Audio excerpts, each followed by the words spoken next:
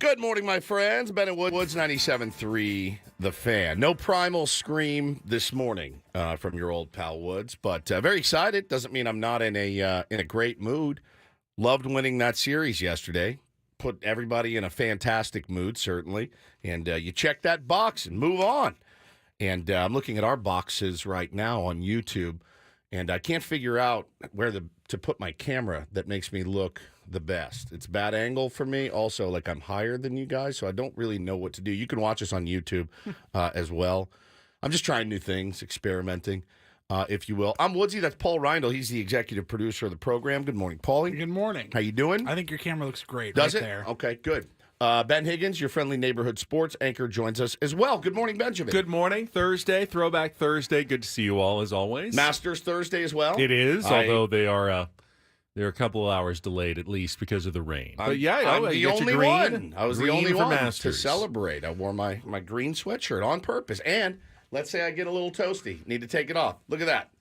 Green undershirt. I don't think I have, like, Masters green. I don't think I have one piece of clothing that actually qualifies as Masters green. I love this, man. I love this. Got something for you guys. Wanted you to open it on the air. This is from my beloved wife, Hannah.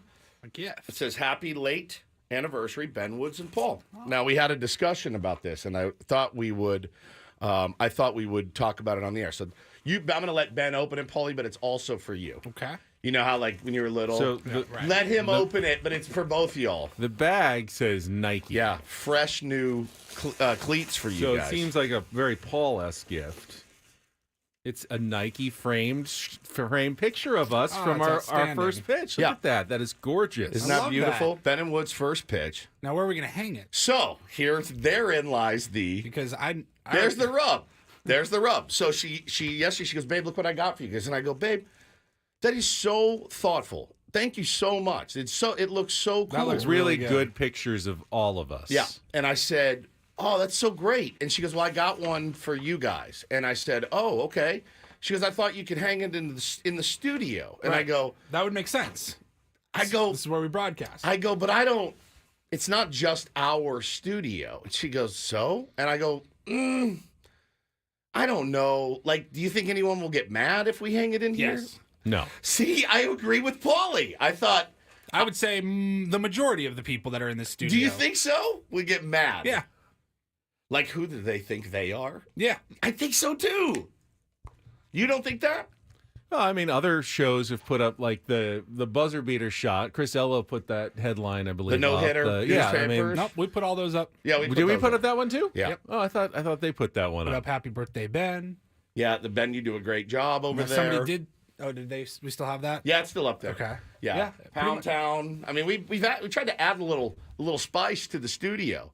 I mean, if we didn't add those, there would be nothing. It would be bare. It would be. So I guess the Manny Machado best friends contract. The Sarah Lang star. Yeah. If we're going to be on YouTube, I think we need to add as much flair and color as possible to our studio environment.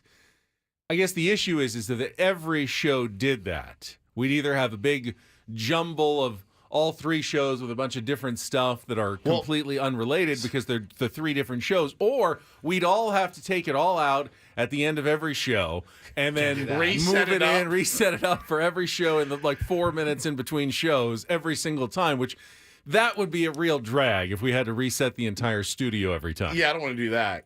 But you remember when we started here? Remember the helmets?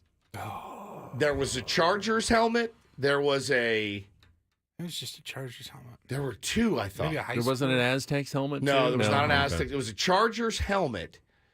And it was autographed by LT. It would sit right in the middle of the thing. And I'm like, I don't want to look at this every day. I don't know whose it was. Was it Cilio's? No. Tony's? I don't want to. I think I know whose it was, and I don't even want to say it. Huh. He's not I don't like him, so I don't even want to. I don't like him. You know who I'm talking about. Turn the mics off. Oh, that load? Yeah. Oh, it was his. I should have taken a dump in it. I was at put least it back told on his desk because you removed it from the studio every morning for a while. That turd. And it showed up every day. Still. I would take it out silently, and I was told that he was the one that kept bringing it in here. I just would take it and put it back in the back because I didn't want it in here. and he would bring it back and put it in. I did not like him, and he did not like me. Yeah, he sucks. I should have taken a huge dump in it and put it back on his desk and said, "Here, there's your helmet." I could be wrong, but I was told it was his. Okay. Well, listen, when we started, no, the Chargers weren't still here. They were already gone. No, they were gone. Yeah, they were long gone. Diesel says Chris Ella was having fun with Ben's cutout last week. I didn't know that. I know Craig was having trouble with it because his camera kept focusing on me instead of him, and that was frustrating during the show. Like it kept moving it kept moving to my face. Another thing that we put in the studio. Yes. I promise you, I would say there's only I can only think of 2 people that wouldn't have a problem if we started just hanging all of our crap up in here. It's a really beautiful. It looks great, but I know that would be a problem. My wife says I did not say that's thoughtful or thank you. Maybe I didn't, but I'm saying it now. That was very thoughtful and thank you. Incredibly so. And it looks really cool. All right. Well, I mean, if you guys think, Ben, you think we should? I think we have to hang it up in here. Well, it wouldn't be fair to me if Paul took it home, and it wouldn't be fair to Paul if I took it home. So yeah, she made one for I have all the pictures too. If you want, we really have I just think it's going to get removed before the end of the day. Oh, I don't think so. I mean, our picture of me or they'll be talking bad about you behind your back. There's been pictures of us that have remained for longer than a really nice one. I don't think anyone's going to mess with such a nice framed photograph like that. Okay, all right. I think we put it up then, and it looks really good, and it was a really cool moment for us and the station as well. It was 97.3 The Fan Poncho night. That was great marketing for us, for the station. A lot of little kids running around, 97.3 on the shoulder. Those ponchos really, really looked cool. Plus, it'll be cool someday, hopefully long into the future, when we're escorted out of the building with a big box to have some cool things to put in the box when we're fired. And they say you have to take your personal belongings and leave the premises. That'll be one of our personal belongings that we can take. I was getting the kids ready for bath last night, and they watched the YouTube feed in the morning, and Paulie has added some new highlights, and Taylor says to me, "That was funny when you put your nuts on Ben's face." And I go, "No, when Ben put his nuts on your face." And I go, No, buddy. No. First, I said, "Those were my nuts on Ben's face." That's that. You got it flipped. And when I was spotting Ben and did that, he thinks that is just the height of comedy. Much like his old man, actually. I think that is pretty funny. Pretty funny, man. And he thought that was the funniest thing of all time.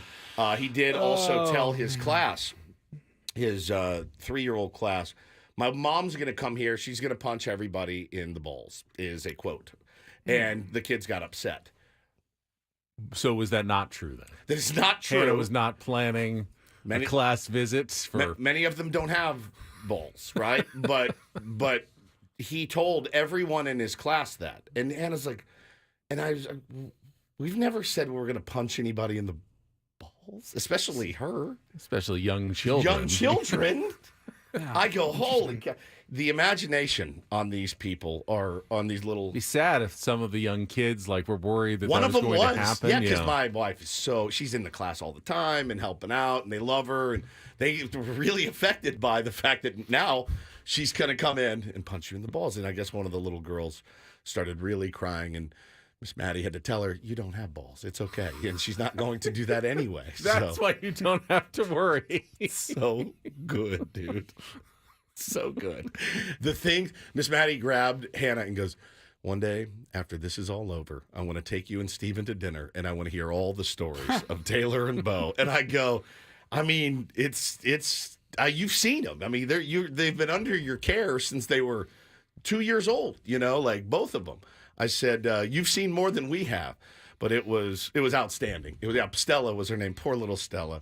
She was very disturbed to find out she did not have balls, and she was going to get punched in them. So that's what we were dealing with at the house. I was like, "That's funny, Dada. Ben put his nuts on your face." No. It was my nuts on Ben's face. You got to get it right. You got to be accurate. So it never Never a dull moment. Now, did you guys like the 3:40 start time yesterday? I was going to bring that up in the roundtable this morning. Well, we can, because that's in 5 still hours. Can, so, but yeah. That's the roundtable. This is our show. This is our show. And I'll say, I thought it was You know what? Let's more, just not even talk about the game. Let's just save it for the roundtable. I thought it was more of a one-off because of the Cubs and having to leave town. It wasn't. But there's like 5 more of the 340s, and I saw in the UT that Padres management said they feel like they want school kids to be able to, while school is still in session, to come after the game. That if they make it at 1:10, kids at school can't go to the game because they're still in school. So like all the summer games will still be 1:10. Well, there are still a couple of 340s as well for for consistency. Or I thought it'd just be like April, May, maybe some of June, and then September. That's where all the 340 starts. But there's definitely the majority of them are before and after school is out. Got it. So you can make it to the game and still theoretically go to an entire school day. So what they did not consider is this. Some of the parents that then have to watch the game at home, maybe for their jobs, with 2 kids that are out of school. And usually it's really inconsiderate. Massively. For whoever, all the thousands of people that this applies to. Paulie, trying to watch that game yesterday with those lunatics fresh out of school, screaming at each other, fighting, crying, wafting in from the next room. I was like, I should have just gone to the game. I should have just gone and sat in the press box, which I hate doing. My house was like a war zone yesterday while the game was going on. And but I did. How great was it? Game wraps up. And you're like, all right. I had plenty of time for bath time. We did extra long story time. The whole bit. It was great. Like you had your night back a little bit. I think competitively. Now Padres ended up scoring 10 runs, but the shadows of the towers that go right across the mound. That's got to be. And I know Don and Mud pointed it out a few times. That has to be difficult. It's already so hard to hit a Major League Baseball. And you throw in the fact it's coming from the sunlight to the shadow, back to the sunlight in 60 feet and 6 inches, to me is not the best case scenario for a Major League Baseball game. But, when you get to the playoffs, you oftentimes have to play in those weird slots with the weird shadows. So, perhaps it's a good idea to at least have a few of them during the regular season so you get used to it in case you do get that opportunity to play one of those games in October at a weird start time. Yeah, man. It was look, the way it wrapped up was fantastic. Obviously, the result was phenomenal. You took your series, your first series of the year. You needed it so bad, and I was pretty fired up. It was nice, man. It was nice to not really stress over the game. It was great. I mean, the way they added on and all that. So we'll get into all of that. A couple of things to be concerned about, I think, but nothing major after yesterday's win. Before we go to break, just another one last update on the studio decor. Yes. We have a lot of very blank walls, still a lot of real estate in this studio. Our buddy Brian Sims reached out. He says all the shows should hang things on the wall. Yeah. Opinion from a very biased dude who takes a lot of pictures. He's a great photographer. Phenomenal. He's come out to some of our games and taken some photos of us.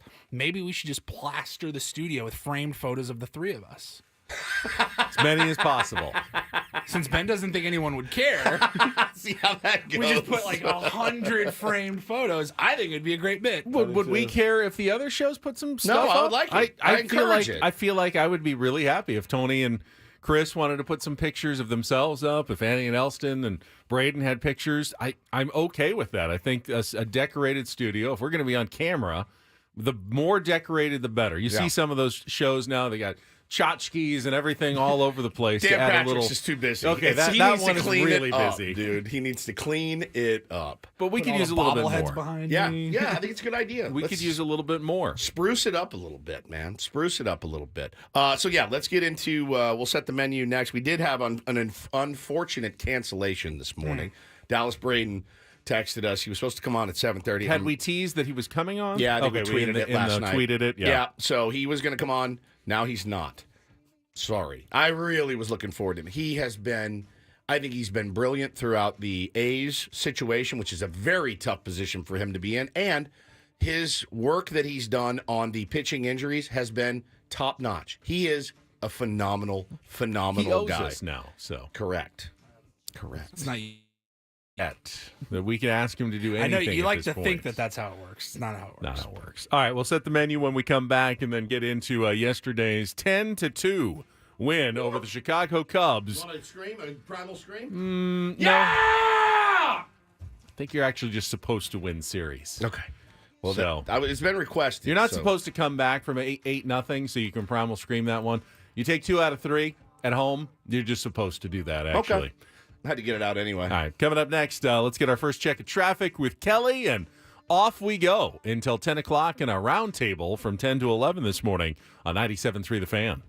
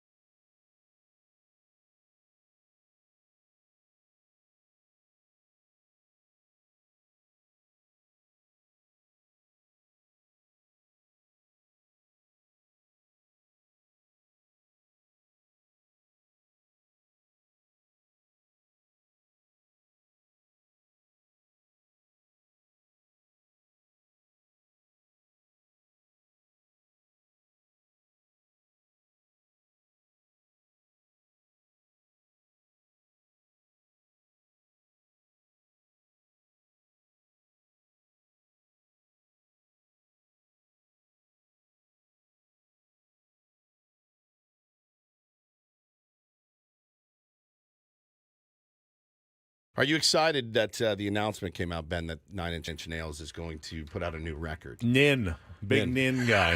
Mm-hmm. You have 100% seen that shirt before and thought, oh, Nin. I wonder what that is. Nin. Right? Yeah. One of the ends is backwards, which is weird. But you know a lot more about it than I thought you would, so I'm actually quite impressed.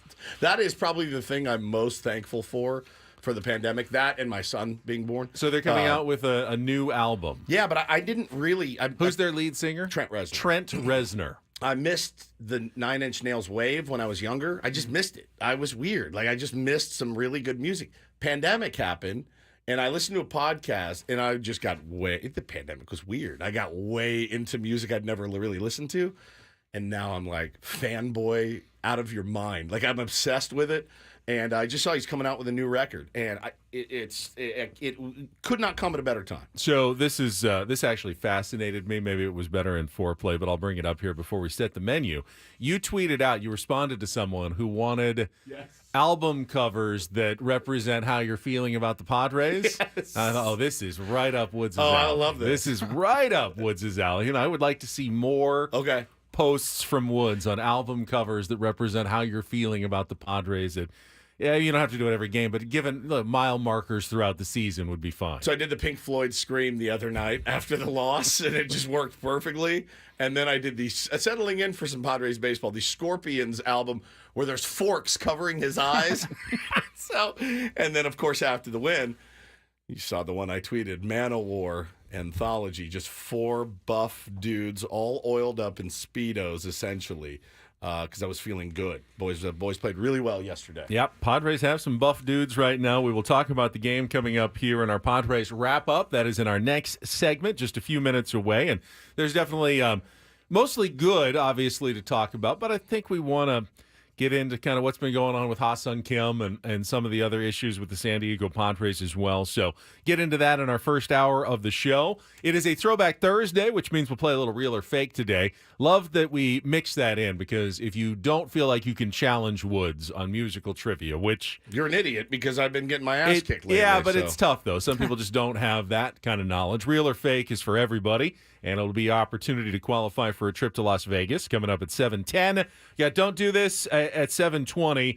If you missed it last night, some more news broke on the Shohei Ohtani interpreter gambling scandal / investigation. It appears that Ippei Mizuhara is close to pleading guilty already in a federal investigation. He's just copping to it and going, yep, you got me. And he is going to take the responsibility for stealing millions, maybe more than the 4.5 million even that was originally reported. Yeah. The New York Times says that the actual number could be higher, maybe even significantly higher than $4.5 million. And the detail that was really fascinating is they said he got access to Shohei's account and changed his notifications so that Shohei would not be notified when money was being moved in his account.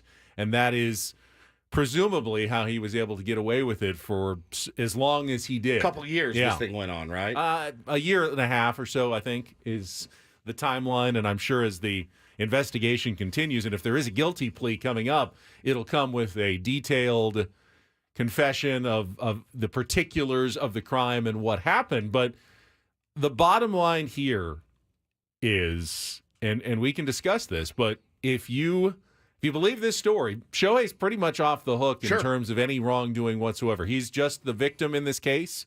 That's what, according to ESPN's reporting, sources close to the investigation have determined or have basically said Shohei has done nothing wrong. He was simply an unwitting victim of his interpreter, and there is no cause for any investigation into Shohei Ohtani in this situation, which is probably, if you're Major League Baseball and you're the Dodgers, certainly the best possible outcome to what was going to be a very sticky situation for them.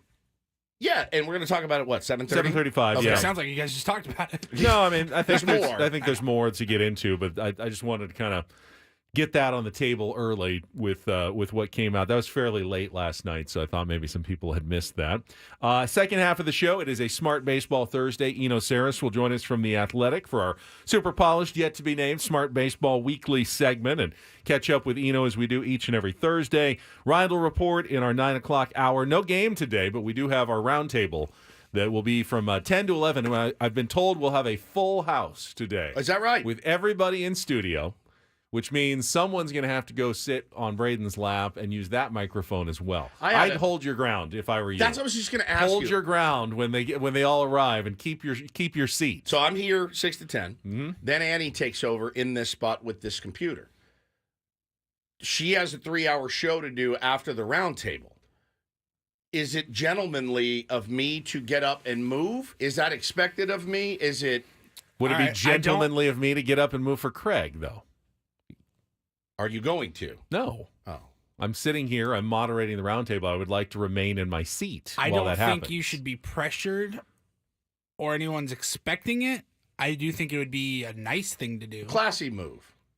Because she needs to log in. She Get needs ready to be for ready her for show her that's show. coming up. You're done. I do have a lot, and I've gotten people busting my balls. Oh, Woodsy, look at him. He's so ready to get out of there. I learned this early on in radio. You got to clean out. You got to get out.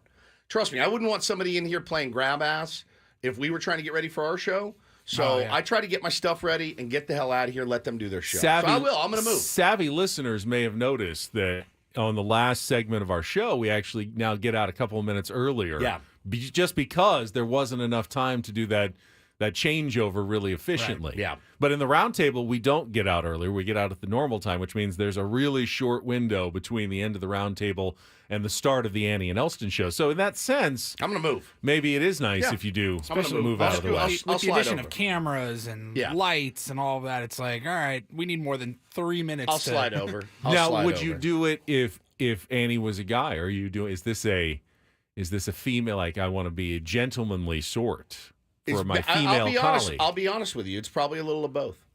Is probably that, a little bit is of that both. misogynist or the opposite? If you're I think that's if the you're doing opposite. it just because it's a woman. I think it's opposite. I'm just trying to be a kind, good teammate. If Annie sat here and Craig sat there and he took your seat every day, you wouldn't give it up for him for the roundtable, or you would? I might actually. Okay. I might just I think because you should. If you would, Would you do it for expect Annie. the seat if you had the midday show? Yeah, I probably would.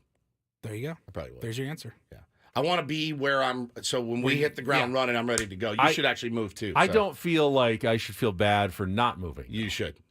Kind of a piece of ass if you don't. Yeah, you're going to make Woods do it and you don't have to move? Yeah, but I have more in terms of setup for my notes as the So moderator of the you You're can't- more roundtable. important. You can't moderate from that chair? Is that the No, I moderator's don't think chair? I can.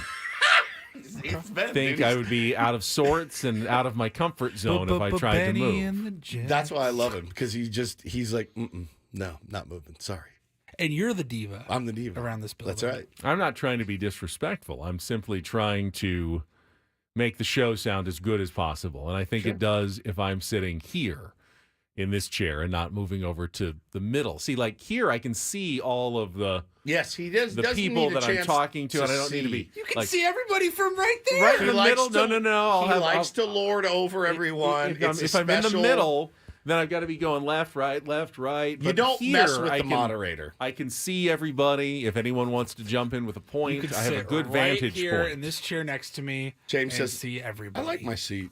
I'm gonna move. I'm definitely gonna move because she needs to get logged in, and I'll move over there. Craig's gonna kick your ass, It's though. going to be it's going to be a locker room in here. There's gonna be like 7 people in this little studio. Oh, fun. Okay, I'm ready. I'm ready to give it to you. Sharing microphones. Oh no. All right. No, 1, 2, 3. 7. Well, Braden will not have the mic. Someone will be sitting with Braden, but Braden won't be able to speak. Okay. There'll be 6 that's what hosts we're doing? and Braden, but he will. Someone's going to be sitting with Braden over there. Okay. 2 chairs in your spot, Paulie. One with a microphone kind of to the side on the left. One where Braden will just sit in front of All right. the board. We're getting in the weeds. Yeah. Bummed I have to miss that. All right, let's we're in the weeds. Let's get into the game. We got our Padres wrap-up coming up next. A nice, victorious Wednesday at Petco Park. We'll discuss it when we return with Ben and Woods on 97.3 The Fan.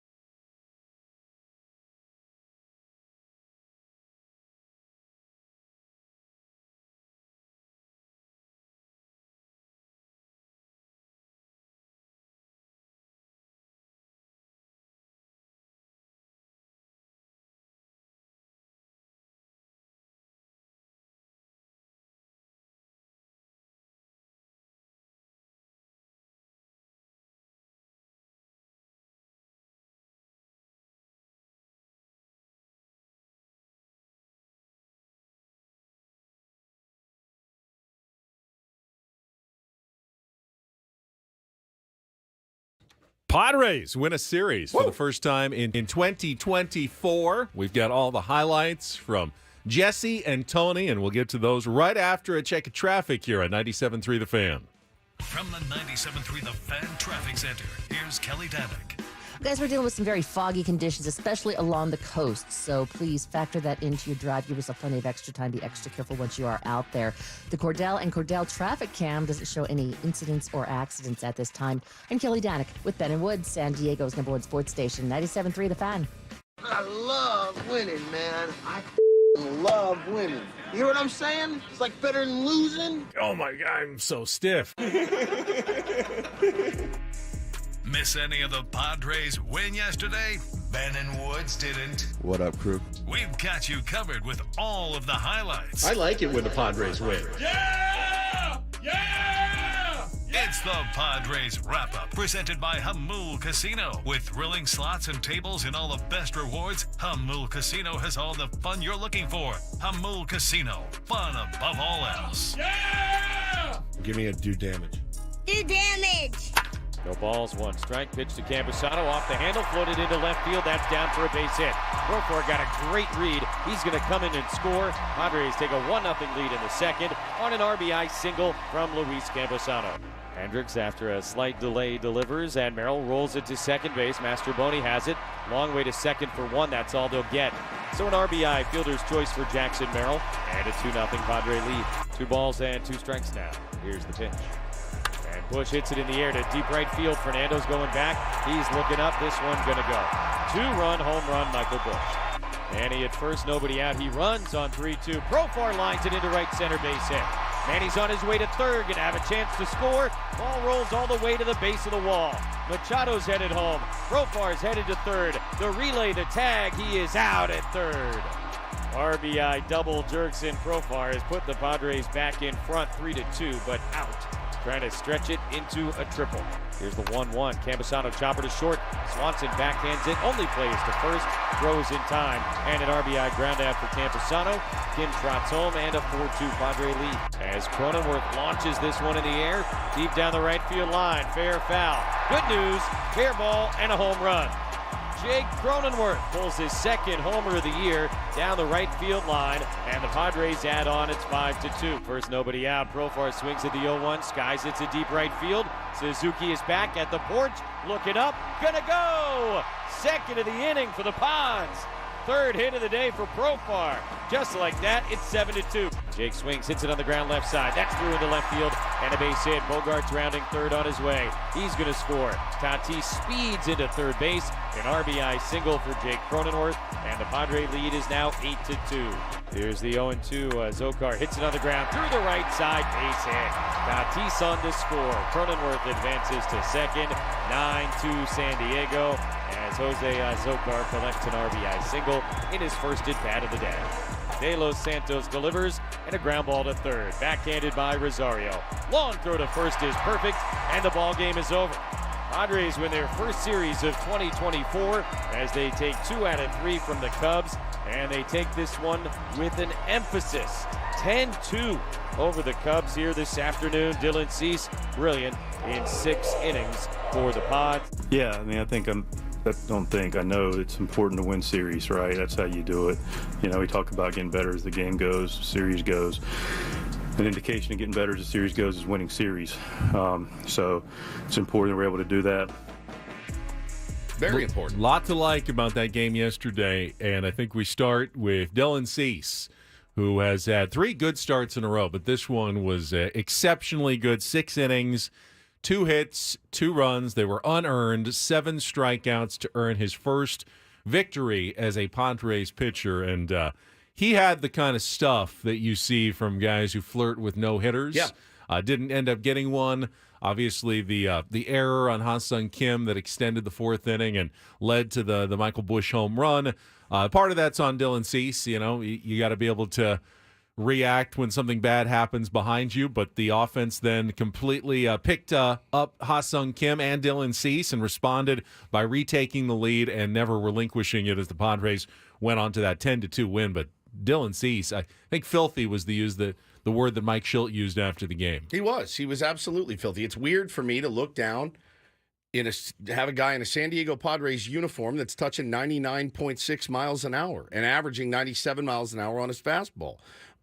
His breaking stuff was sharp. He was nasty. He mixed it up so well yesterday, and throwing a cutter now too. And I mean, he's got a really good arsenal. And in fact, I watched that game yesterday and went, God, I would have liked to seen him against the Dodgers and see what he can do. And he'll get his chance. There's no doubt about it. He will get his chance against the Dodgers. But he was filthy. That's the kind of game you went and got him for. 100%. And he not a must win, but you wanted to win that series. Yeah, he was great. He was phenomenal yesterday. And the offense picking up Ha-Seong Kim. It was, you can't. That's what good teams do. An error shouldn't end your day. It just shouldn't end your day.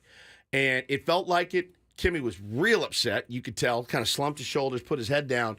Dylan gives up the home run. Dylan knows that's on him. He's got to make a better pitch there. But he also knows, man, I should have been out of that inning. I should have been out of that inning. The umpire also butchered a strike three, but that's beside the point. Right before the home run. You still at got the knees, lit up, did not get the call, and the next pitch was the 2-run home run. You still got to make a pitch, but they came out and they punched right back, and that was encouraging. It was encouraging, and for every part of 2023, the 2023 Padres we still see in this team a little bit from time to time, there is some new that's kind of adding on, Ben, and starting to maybe push some of that aside. Now, again, I wish that I, as a fan, and I'm not speaking for everyone, I wish that I, as a fan, could judge just a series.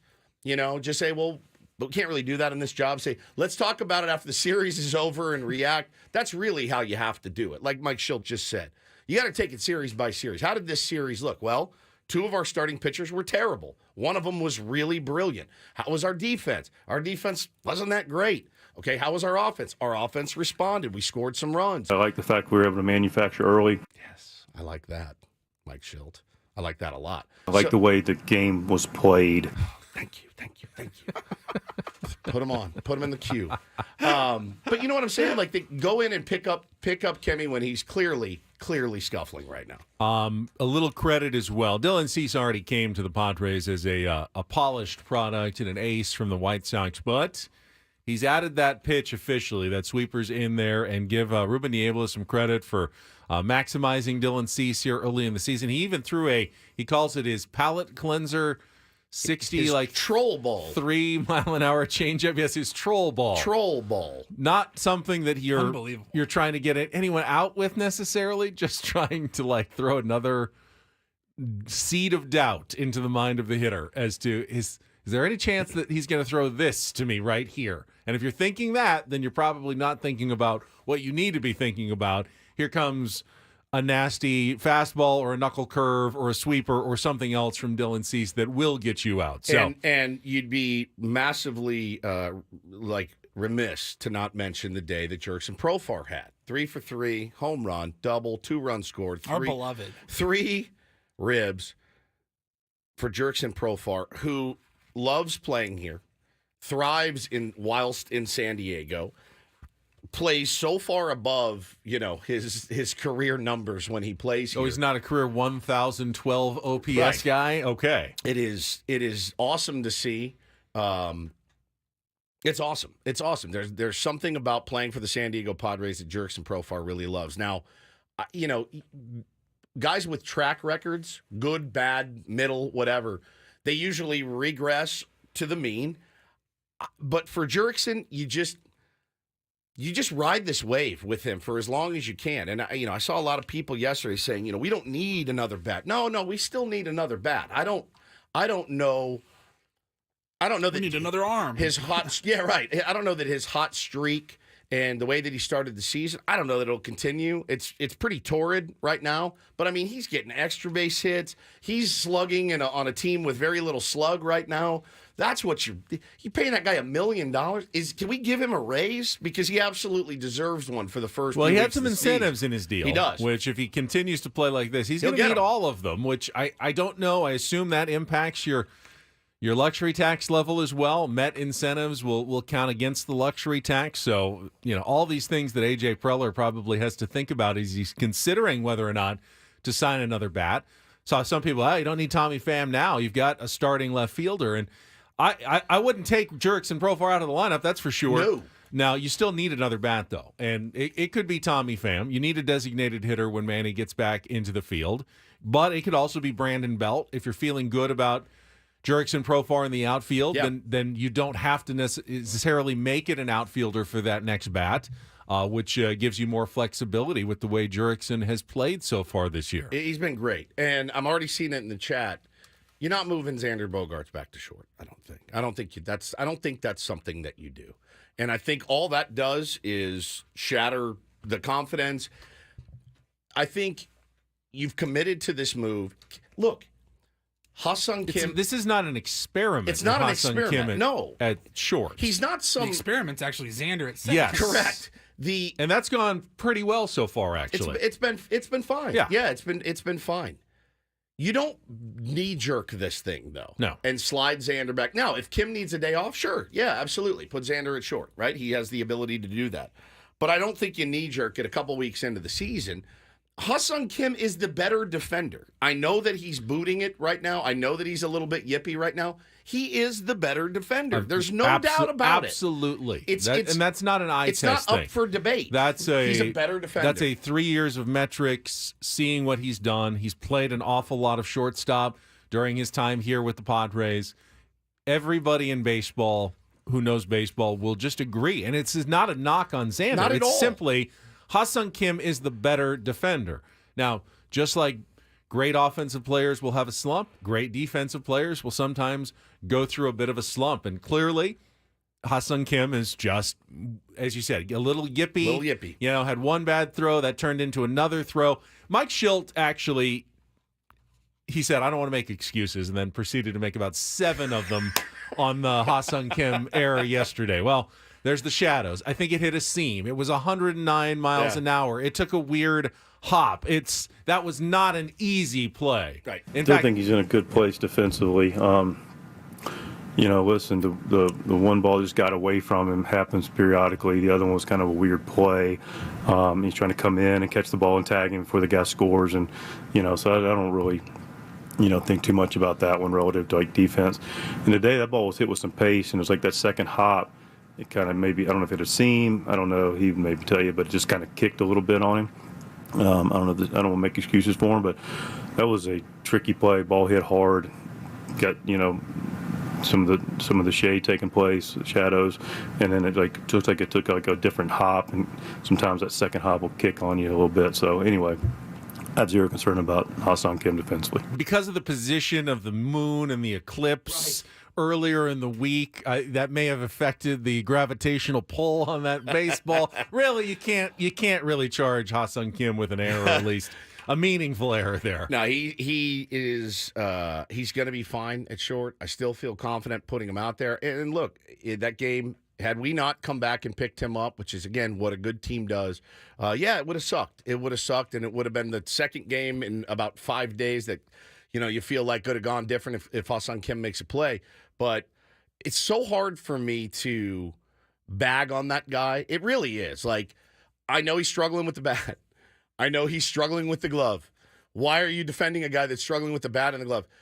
Because I watch him play every day, and I know how much he cares. Now, if he was Cadillacing it and he looked like he didn't give an F, I'd have a bigger problem with it. He's good. He's going to be fine.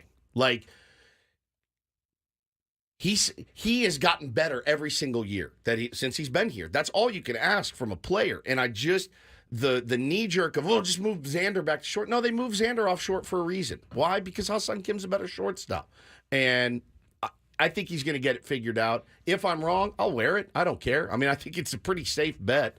You put your best defender there. He's just having a bad stretch right now. By the way, still went 2 for 4, had a triple, stole his 4th base of the season.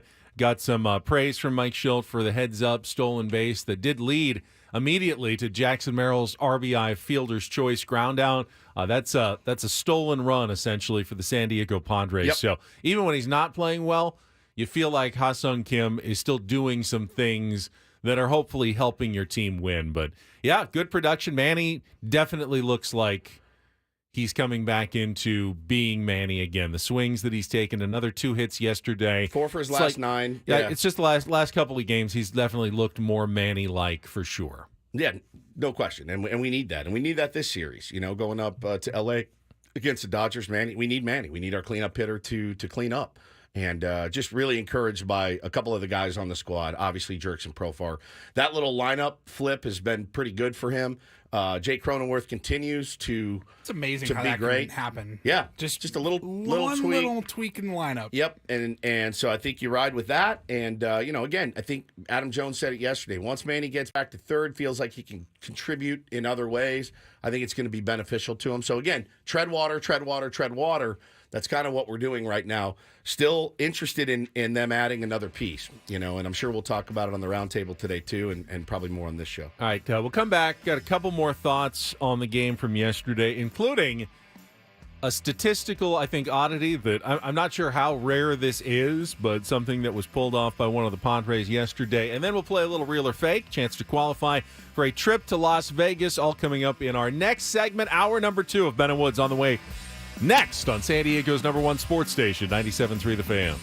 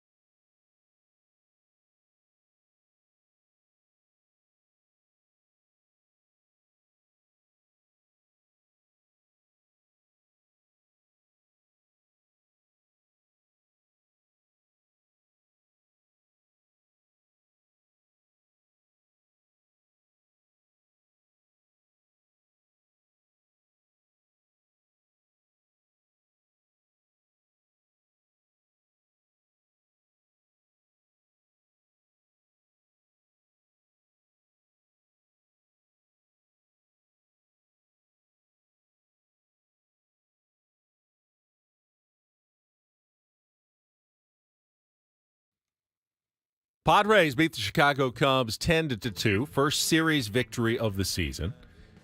Start of the week, I said, this is an important week. You don't want to lose the series to the Cubs and then have to head to Los Angeles to face the Dodgers, not knowing what you're going to get there and dig yourself into a hole. Now 6-9 coming off a series loss versus 7-8 big after difference a series in my mind. win. Huge difference going into that. And weekend now, series. if you even if you only get one against the Dodgers, you have treaded water for a tough week against two playoff contenders. Cubs to me look like a team that's going to be in the mix all season long, Especially in their division. Yeah, I like their lineup, and Me too. They battled throughout the series, so they seem like a team that's going to be around. They just took 2 or 3 from the Dodgers right before they got to San Diego. Yep. So keep that in mind. So now you've got a chance to do something really special. I mean, if the Padres go up and sweep the Dodgers, all of a sudden they've caught them in the standings early in the season, and they've got a massive amount of momentum. I'm not counting on that. I'm barely even hoping for that. You know, I would love a series victory, and I will take 1 out of 3 and just get through the week at 3-3. And no, you didn't lose any ground on a week you had to face the Dodgers, and you've gotten through half of your series essentially against the Dodgers this year, and you've treaded water against that team. That's what we said back in March before the season started. One of the keys to the season, you just can't get your brains bashed in by the Dodgers like you have so many times before. You can't go 2-11 against the Dodgers. You can go 6-7. That's fine. It's fine. Other teams will get their brains I disagree, bashed in. Actually, I don't think it really matters how you do against the Dodgers. I really. It matters how you do against the other 4 teams. In the That division, or is 3 also teams. important. The Rockies series next week makes That's way bigger. I'm way more nervous about it. I expect the billion-dollar Los Angeles Dodgers with their relentless lineup and their top-end pitching. I'm not rooting against the Padres, but I'm not expecting anything. You have to just expect the Dodgers to do what the Dodgers do. Yeah, dude, I expect those guys to win a lot of baseball games this year. That's why you spent $1 billion in the offseason to win games. And whatever happened to them the last 2 postseasons prompted this, to go out and spend that money. And you have to ask yourself, are we really going to contend for the division with them? I don't. Probably not. I don't think I would so. be floored if that's how this season played out. Yeah, so it does matter more against beating up on the Giants, the Rockies, beating up on the Diamondbacks. That Giants series I am stuck in my craw ever since. They're not a good baseball team. They're not. And you should have won those games. You should have. And those are the ones you don't want to come back. If you look at the end of the year and like, man, the Dodgers just rolled us. So, of course they did. Look at them. Look at their lineup. Look at their payroll. Of course they rolled you. Okay? You can't let the Rockies get you. That's the series. I'm sick to my stomach about the games against the Rockies because I feel like you need to win all of them. The pressure's on for those. Have fun, man. You're playing up in L.A. You're playing the best. Go out and play your game. Be aggressive. Do all the things that we know you're capable of doing and let the chips fall where they may. Don't be intimidated. I see what you're saying, but I think my point is you're competing also against teams that are not in the NL West for wild card spots. Of course. And they don't have to play the Dodgers 13 times. Correct. So unless they get, someone could get their brains beaten in by the Braves, which is kind of a similar situation.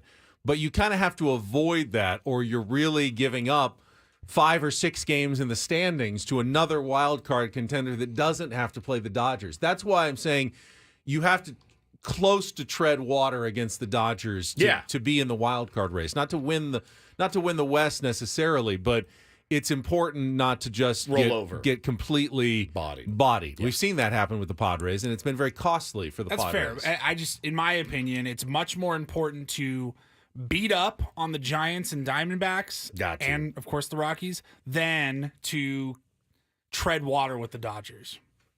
Yeah. Need a contestant for real or fake if you want to try to qualify for our getaway to Las Vegas. Here's your chance. Don't need any musical knowledge whatsoever for this one. 833-288-0973. That's the number to call. We're going to play it about 4 or 5 minutes. 833-288-0973. Get on hold right now. We'll play our game in just a moment. Wanted to bring up what I thought was, I don't know how unusual this is as a statistical anomaly, but Yuki Matsui came into the game yesterday and retired the side on a total of 4 pitches, which the previous time he came in, he got 4 outs in a total of 7 pitches. And, of course, the time before that, he got an out on his final pitch against the Giants to end the inning. So that is 8 outs in a span of 12 pitches over 3 outings. It's hard in baseball to be any more efficient than that. Yeah. You will not have 3 outings where you only have to throw 12 pitches, and you recorded 8 outs. That's 2 2/3 innings in just 12 pitches. I mean, that's like on pace for a complete game of around 40 pitches if you were a starting pitcher and went the distance and got the entire 9 innings done in about 40 pitches at that pace. Insane. And while that is a bit of a unusual circumstance because twice he gave up, I believe, a hit or a base runner and then got a double play quickly to end the inning like he did yesterday, it also shows you that sinker that he throws, is it split finger? The splitter, really effective at getting ground balls and getting outs quickly, which is an important skill, obviously, and something that I think Mike Shilt's going to lean on with Yuki Matsui this season. Stays in the zone, and then it doesn't. And you just hit the top of the ball, drive it right into the ground, and there's nothing you can do. Logan Webb-like when the Padres were facing the Giants, just hard to get that ball in the air. Dude, it looks like it's coming right down the middle, and it's got that kind of splitty, it's almost kind of knuckling at you, and you're like, oh, look at this meatball. And then you just pound it right into the ground, and you get quick outs. And he pounds the zone. If he's not in the zone, it's not an effective pitch. It's fairly easy for these guys to lay off of. He just pounds the zone. And I mean, we say it like a mantra, just throw strikes. This is literally what he does. He doesn't get a lot of swing and miss. He just goes out there and throws strikes. And his pitch is nasty, and he's been really effective, and what a weapon he has been. Yeah, 7 1/3 innings pitched this year. He had the one bad outing against St. Louis, but that's the only earned run he's allowed, so 1.23 ERA. But he's only struck out 2 batters. Yeah. It's very unusual for a higher leverage relief pitcher in this day and age of baseball that, he's not getting a ton of swing and miss, but he's been very effective. Now, sometimes that backfires because you get those ground balls and they find the holes. Sure. And it's just one of those bad days. But so far, so good for Yuki Matsui, who's done a good job. And for a second, I was a little surprised that Mike Schilt, with such a big lead, went with the guys that we felt have been his better relievers, Wandy Peralta, then Enyel De Los Santos came in. But with the off day tomorrow, and the guys who had pitched the days before, I guess those were the right guys to go and close out that game. And they'll be all fresh and ready to go for tomorrow's game and series opener against the Dodgers to start the road trip. That'll be a 7:05 start, I think, tomorrow, 7:10, 7:05. It'll be Michael King against Yoshinobu Yamamoto at 7:10 in Game 1 of the series tomorrow night with the 6:10 Eco Water SoCal pregame show with Sam Levitt. Very cool. Very, very cool. And then who else? I think the Padres are missing. They're getting Paxton, I think, is on Paxton's on Sunday. Yeah, so it's Gavin Stone on Saturday. Yeah, I mean, look, those are... And then Waldron and Darvish, obviously, for the Padres on Saturday and Sunday. Stone is gettable, and Paxton had a really nice outing in his last outing, so, but you feel like you can get Stone and probably should. But again, that's their lineup. I watched a little of their game yesterday against the Twins. It was on. Our old pal Chris Paddock went out and pitched pretty well. 2 innings, 2 runs allowed in 4 2/3. Yeah, not bad. Pitched pretty well, but Muncy. Hey, we'll take it. Yeah, he understood the assignment. Twins ended up winning that game to get a game out of that series, and Dodgers took 2 or 3. It's the lineup, man. The lineup, though, you look at it and go. Now, the bottom of their lineup actually has been pretty bad so far this year. It has. But the top of the lineup is so good. Their lineup almost cancels out their pitching. It's nasty. Just in general. It's nasty. But the pitching's either going to be great or, at least we have that lineup. Yeah. Their 7-8-9 has actually been remarkably un-Dodger-like, really bad most of the season.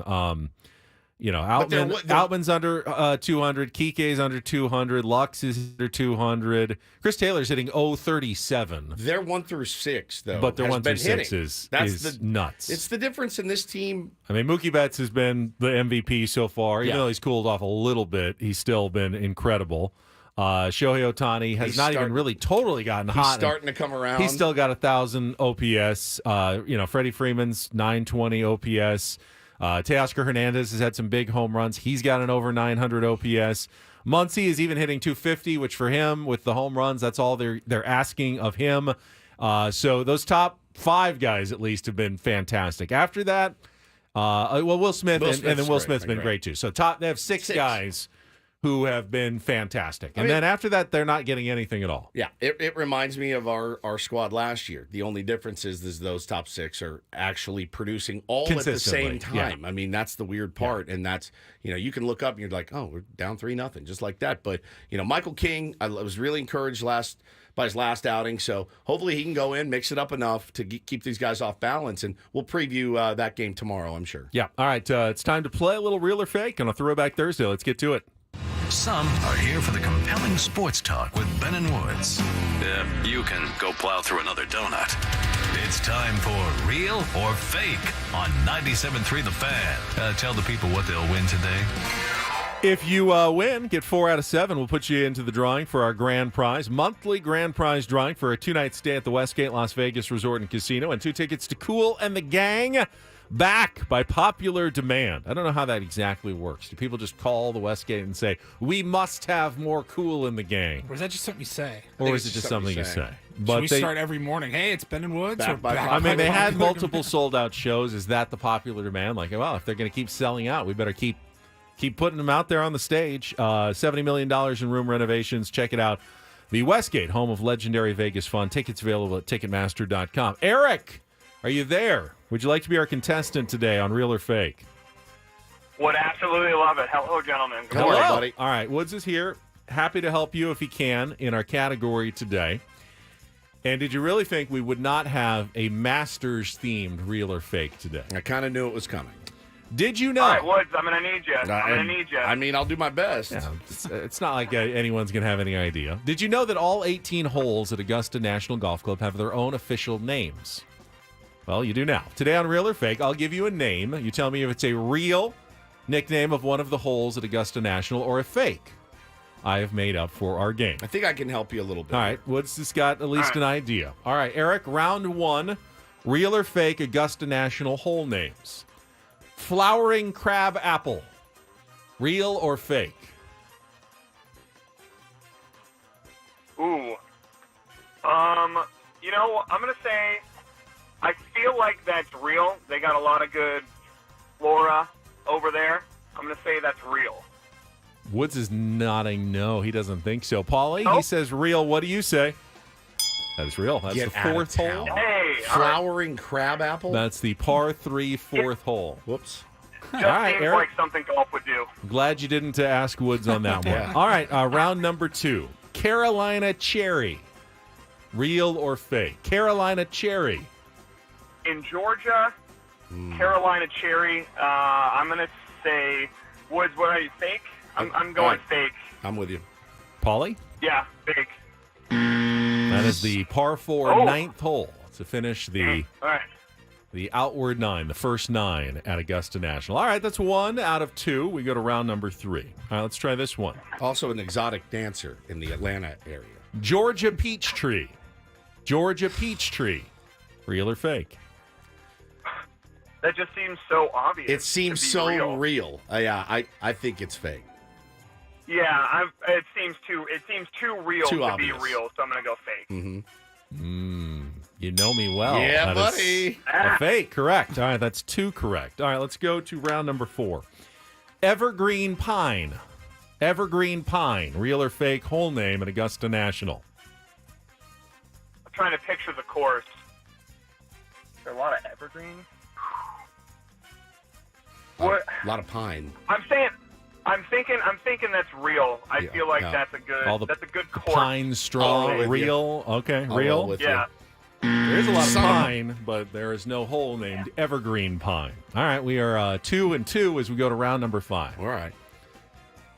Chinese fur. Chinese fur. Real or fake, Eric? I need this one, or I'm down to it. Chinese fur. I'm gonna go. I don't know. I'm gonna go fake. I'll roll with you. It's real. That's the 14th, right between the two par fives, the par four on the Can you just give me second amen nine. corner, That's please? what I've been waiting Give me for. All amen. right, you need to get the Just give me last. amen corner. You need to get the last two right. All right. Yeah, well, I'll test you here. Round number 6. Golden Bell. Golden Bell. Real or fake? Eric, come on. You need this one to stay alive. I know. He's only had one fake, though. I know. Fake. No, there's been multiple. You got the other one, though. Yeah, fake. You both say fake? Golden Bell. That's the most famous hole out there. That's the par 3, No, the 12th. that's Amen Corner, Race Ben. Creek. What hole is Amen Corner is 11, 12, and 13 together. Whoops. Golden Bell is the middle of Amen Corner, the little par 3 over Rays Creek. Eric, I'm sorry. You want to try the last one, Eric? I mean, you can get Why 3 not? Yeah, last let's do it. one. All right. White Let's try it. Dogwood. Real. White Dogwood. You both say real? Yeah, real. That is the first hole in Amen Corner. That's the par 4 11th. But a score of 3, not good enough today on real or fake. Jordan Thank says, you for playing, Eric. am I crazy or did Ben do this last year for real or fake? I thought I did Masters food items in I the think he concession did. stands I think last he did. year. That was really hard. I've never heard of those. I They didn't all even have know names. all the holes had names. Goat Hill Park also has names for all of the holes. They do? Yeah, I Does got every course have this? no, but some courses do. I got my hole in one, number 7, on Freeway. Is that what it's Because called? it's right by on the freeway. 5. It makes a lot of sense. Freeway right there. Number 1, pretty easy. Number 2, incredibly hard. Incredibly hard. Number 3, this sport sucks. Yeah. Number 4, four, why am I F still me. here? Number 5, my legs are screaming at Number me. 6, I need a beer. Yeah. Number 7, I'm gone. All right. Well, thank you for playing, Eric. Not in the it. cards today. All right. We will come back with some Don't Do This. Very classy move for Do This today in Major League Baseball. Extremely. We will get to that coming up next after a check of traffic here on 97.3 The Fan.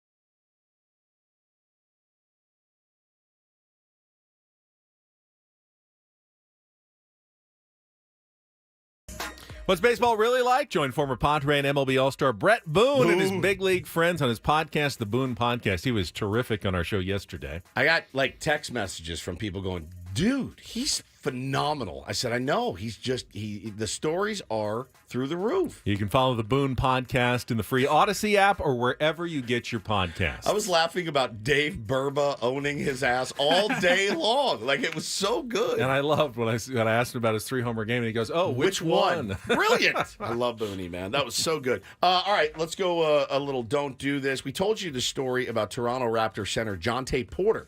A lot of weird prop bets were coming up on Jonte Porter. And I mean high dollar, unders on rebounds and things like that. So he left both games that were heavily bet on early due to injury or illness. We told you about that last week. Adam Silver, commissioner of the NBA, has said, look, I'm not taking this lightly at all. His quote was, I have enormous range of discipline available to me. It's a cardinal sin, what he's accused of in the NBA. The ultimate extreme option I have is to ban him from the game. That's the level of authority I have here because there's nothing more serious. So he is facing, Ben, a potential permanent ban from the NBA at 24 years old. Damn. Again, why? Just to make... and again, it's like a little bit of extra money. It couldn't have been that much money. I mean, I don't know the exact amounts or whatever. Probably lost money if you're being totally honest. Yeah, right? yeah, exactly. So we'll see what happens with this. But Adam Silver, he kind of has, if he's found guilty of throwing it, you have to do it. Especially with all the talk and just the easy access to gambling now. Someone's going to be made an example of. Is it hypocrite? That's the gazillion trillion dollar question. This suspension brought to you by DraftKings. It's one of those things. I don't think so. I know people make this argument all the time. Leagues are making tons of money on gambling, and yet they're banning their players from doing it. It's apples and oranges. Why shouldn't fans enjoy, if they want to responsibly, gambling on games? To me, that's something that you should be allowed to do. But of course, if you're a player, you cannot do that. You have an impact on the outcome of said game, so you cannot do that. Yeah.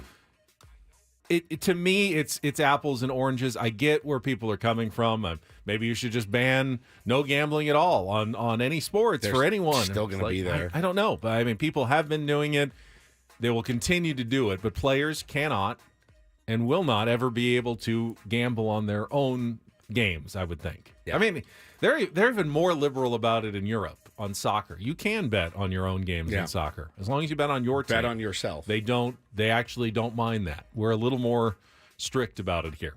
All right, my Don't Do This, former NFL star Terrell Suggs in some hot water. He's been arrested, accused of pulling a gun on a man in an altercation, kind of a road rage incident. But what surprised me is where this incident occurred.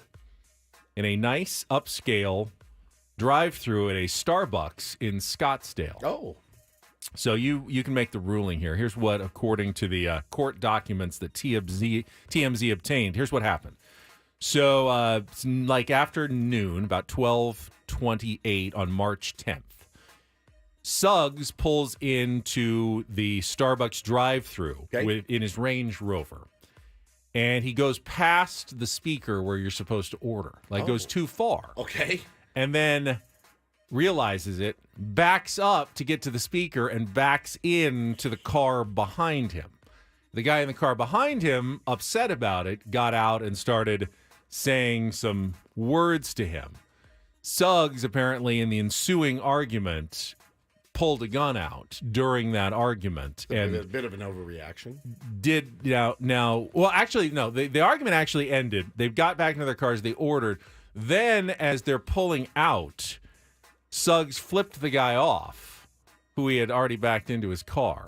And then the guy got out, and then I believe that's when the gun came out, and he was eventually arrested after the investigation. According to the reports, the man swore at Suggs, and then the ex-NFL superstar challenged him to a fight. That would be a scary fight. Yes. And Suggs allegedly called the man a P-word ass cracker before adding, "I'll kill your bitch ass." That's the quote from the report on the story. Thank you for all of that. Yes, appreciate that. Ass cracker. That's what he said. So that's the story with Terrell Suggs. Just you're not expecting that at Starbucks in Scottsdale. No. It's nice. Most people are probably on their way to a round of golf in the afternoon. Yeah, straight up. Yeah. Just give them grab a coffee. Do you call him a blank ass You're a blank cracker ass or a cracker. blank ass cracker? Because those are two different things. Blank ass cracker. It doesn't actually say here. There's no commas or anything. Right. It's just You see what I'm saying? it's just P word, A word, C word. Yeah. PAC. A PAC. I think. I mean, he did. Yeah, it's probably the Suggs- latter, don't you think? Yeah. It definitely is. You. Keyword A, cracker. Terrell Suggs doesn't. Keyword -A. He doesn't need a gun. I don't think he's a big. Yeah. Who's Yeah, messing Who's with this him? other guy? That'd be one of those guys backstanding me. Terrell Suggs gets out. I'm like, we're good, dude. I got insurance. You got insurance. We're fine. Suggs is...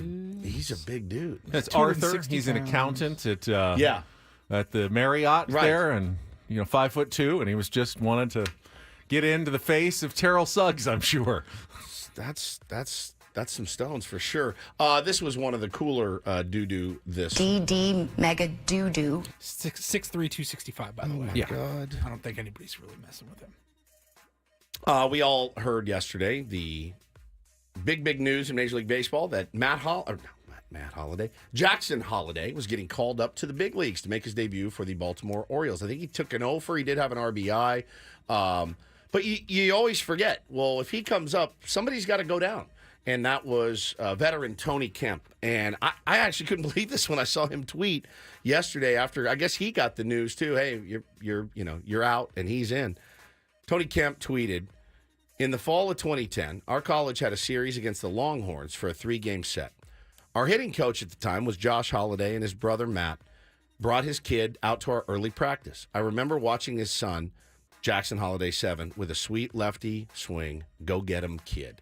Guy just lost his gig. He got paid, right? He's going to make his money. That being said, man, that's class. That's humility. That's all of the above. That is kind of accepting your lot in life, which is, it hurts, man. You want to be a big leaguer. He wants to be up there and contributing to them winning baseball games. And his time came to an end with the Baltimore Orioles. But, man, what a great show of class that was from Tony Kemp. And something we need more of. Very classy. Yeah. And hopefully he still gets an opportunity now somewhere else. Yeah, for sure. Can I just add a bonus doo-doo this? Sure, I love bonus doo-doo. So you probably saw this story yesterday with the Cleveland Guardians.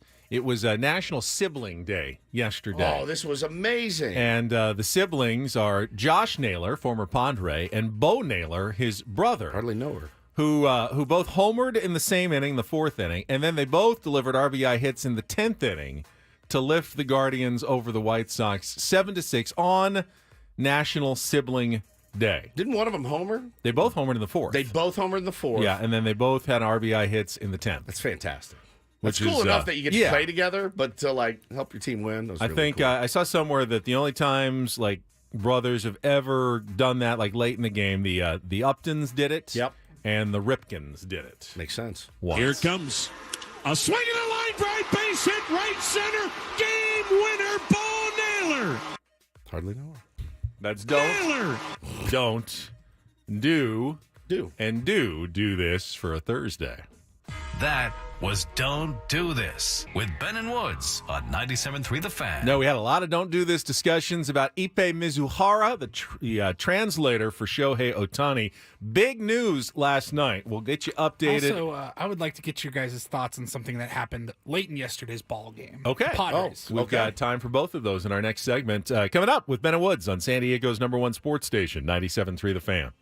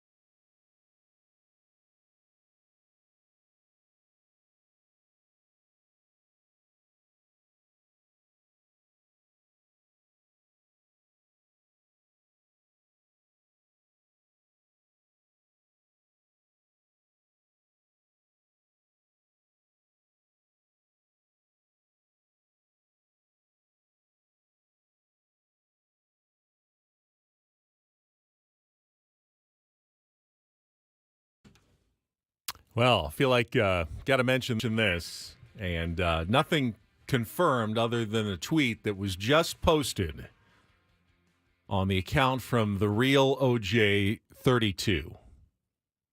On April 10th, our father, Orenthal James Simpson, succumbed to his battle with cancer. He was surrounded by his children and grandchildren. During this time of transition, his family asks you that you please respect their wishes for privacy and grace.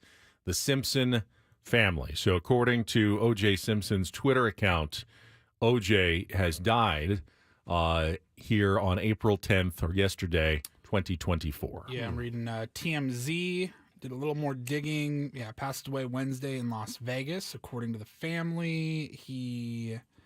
I guess word about a cancer diagnosis started coming out in February, but wasn't confirmed, or details were a little tough to come by. But yeah, looks like that is all accurate. All right. Anyways. Anywho. And now let's check traffic on 97.3 The Fan. From the 97.3 The Fan Traffic Center, here's Kelly Danick. The coastline ride is up to no good heading southbound. Not sure if this is fog related or not. We know we are still seeing a lot of fog out there. Now, South 5 just past the 78. An accident over to the right shoulder. Now, up ahead, hit and run crash before Carlsbad Village Drive. That's in the center divide. Then one more accident, South 5 at Cannon. This one has been cleared into the center divide. Also in the North County, southbound 15 past the 56. We have reports of a collision. Looks like that's mostly over the right shoulder. Tow truck is rolling up to help out with that. I'm Kelly Danick with Ben & Woods, San Diego's #1 sports station, 97.3 The Fan. I will add that this is the 30-year anniversary in just a couple of months of the killing of Nicole Brown Simpson and Ron Goldman. And the most insane thing in my lifetime. It was a moment in all of our lives. Paula, you were probably too young to really remember much about that.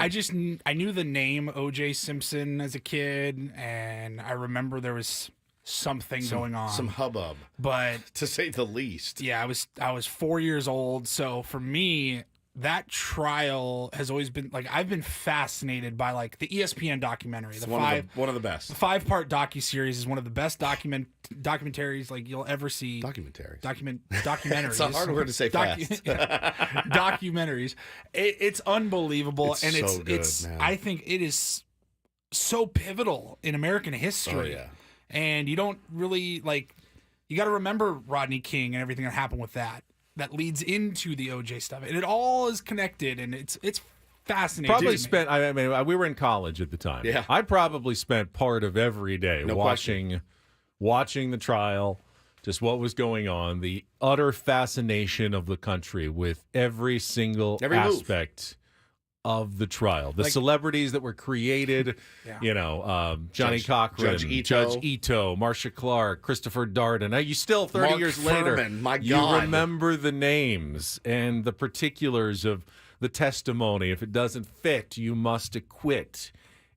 It was a moment in American history. That even the Cuba Gooding Jr.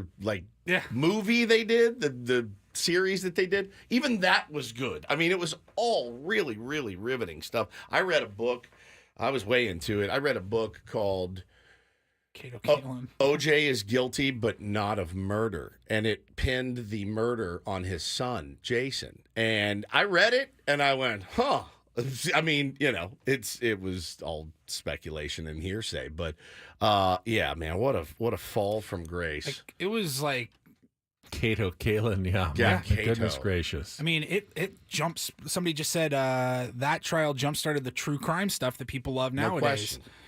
I mean, the Kardashians are related to that Yes, story. dude. it's crazy Yeah, how their dad, Robert, was one of the lawyers. That whole case is just woven into American society now. I watched it on our drive back from spring training. I was so sick in the back seat, and I just needed something to watch, and I had it saved on my phone, the ESPN one, and I watched it the whole drive back and forgot just how brilliant it is. For reference, with my age, one of my buddies, I remember a couple years ago when it was the 25th anniversary or something, he goes, wasn't 33 years old, he goes, wasn't OJ he was okay, right? I go, no, dude, this would be like LeBron or Tom Brady. Oh yeah, beloved. Oh, he was murdering. Yeah, for the younger set, he was an unbelievable running back, USC and the NFL, and then he had an undeniable charisma. You know, when as a broadcaster, as an actor, people loved O.J. Simpson. They loved him.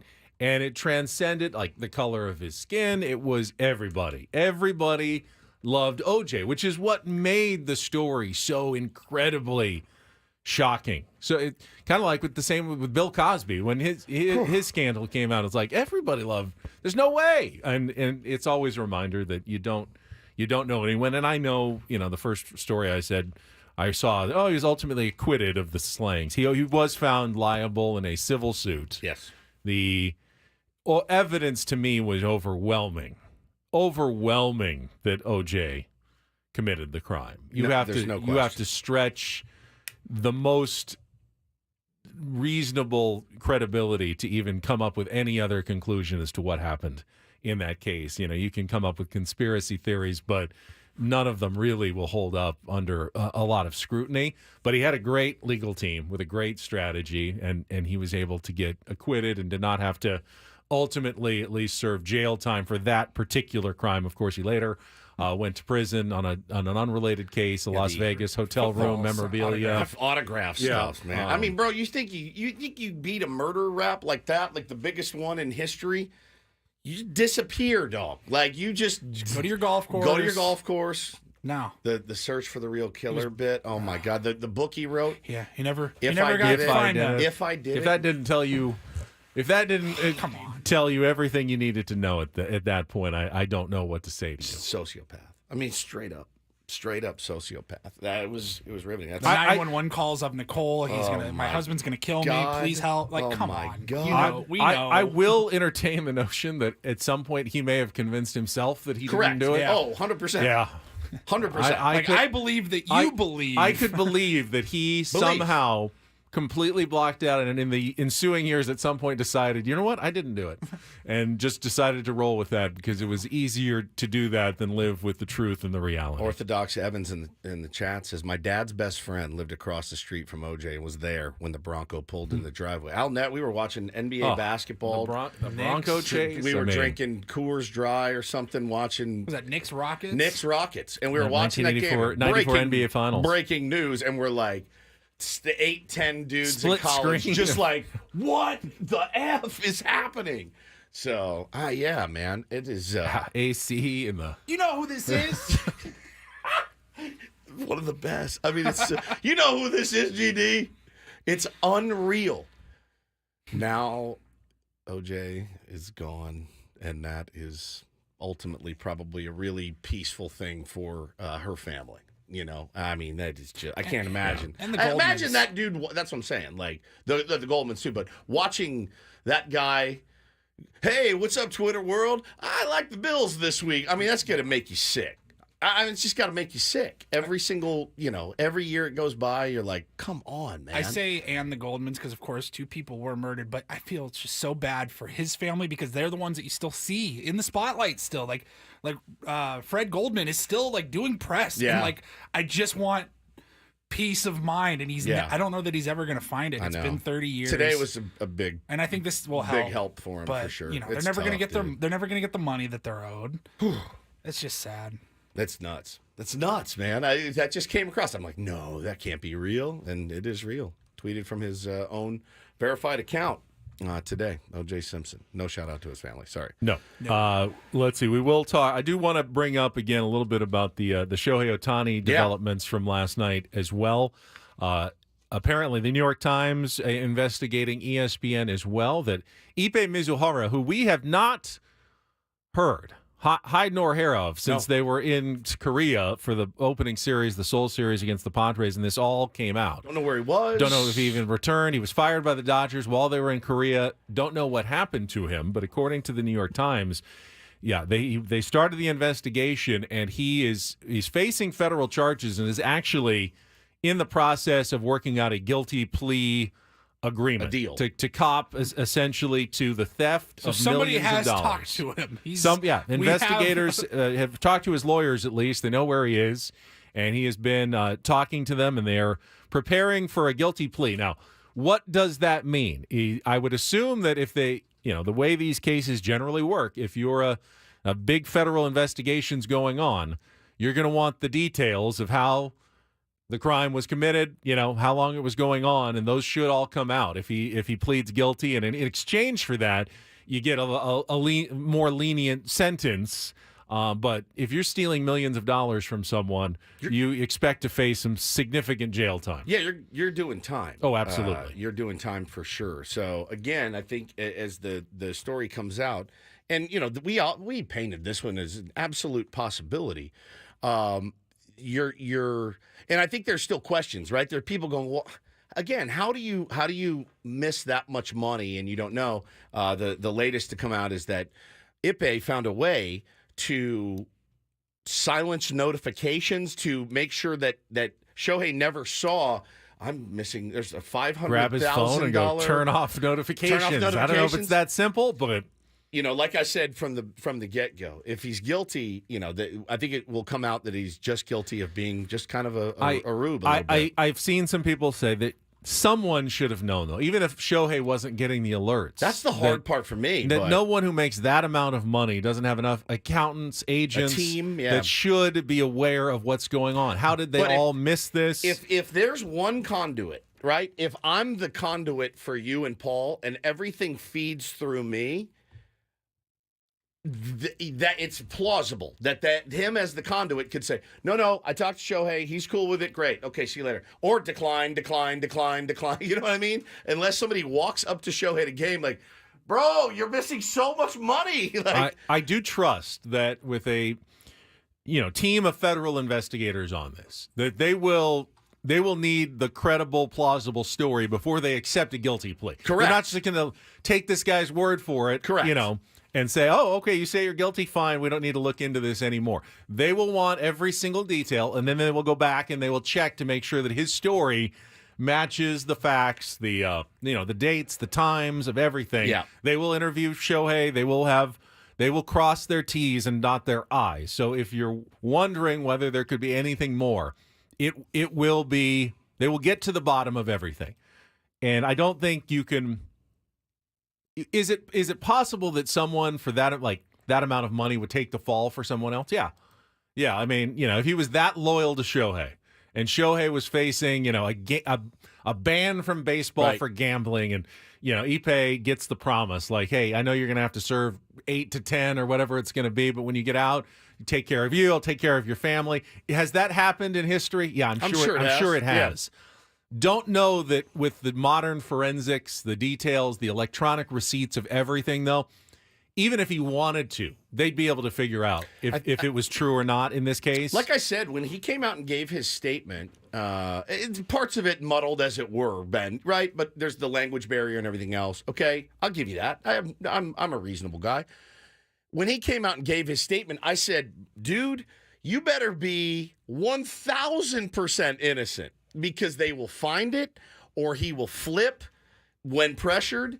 And if this comes out that he's in the clear, good for him. I did see another article written yesterday. I can't remember who wrote it. Maybe Andrew Baggerly, talking about how the IRS is looking to now close the loophole that he exploited to California is looking to close the state tax loophole. They want to get their, I think, $90 million in taxes on his $700 million contract. And they don't want to say, oh, yeah, well, now that it's 40 and you're getting paid by the Dodgers all this money, but you're living in Japan now. You don't have to pay. You don't have to pay. They're going, no. You earn this money in California. You're still going to owe the state taxes no matter when the Dodgers decide to actually send you that money, and they're trying to close that loophole. I mean, at the end of the day, too, it's embarrassing for Shohei, but it's not criminal, I mean, you would be embarrassed if somebody was pilfering your money and weaving that web of lies, and again being the conduit between all of your accounting team and turning off the notification. So you got to know you're going to get caught if you're Ippei. That being said, the lure of trying to win, the money too. You mentioned it earlier. I got a DM. I showed it to you guys a couple weeks ago from a source And they said, bro, it's more than 4.5. The number that I got, and I'll just say it now because I didn't say it then. The New York Times says 20 is reporting it is more as well. They think. I had $20 million. Jeff in the chat says, I still say Ohtani helped him out of a jam, and when it was revealed that it was a federal crime, Ipe took the fall. I don't know. It's tough. There's a difference between taking the fall like I was the one doing the gambling and taking the fall like I stole this money without his knowledge. You've gone from, yes, a crime to serious time. Well, and I said from and I don't think the facts will support that if that was the case. I don't think so either. And I think from Jump Street, I said, you can't cover up that. You're not going to be able to cover that up, you know? And I wouldn't have had a problem if you said, yeah, I had $4 million. I gave him $4 million to get my buddy out of a debt. It's illegal, but I don't think it's bad necessarily. Probably could have lawyered his way out of that one at some point. Guaranteed. All right, Paulie still has some thoughts that he wanted to add on the Padres game yesterday. We'll reset everything. Eno Sarris coming up in hour number 3. Ben and Woods next on The Fan.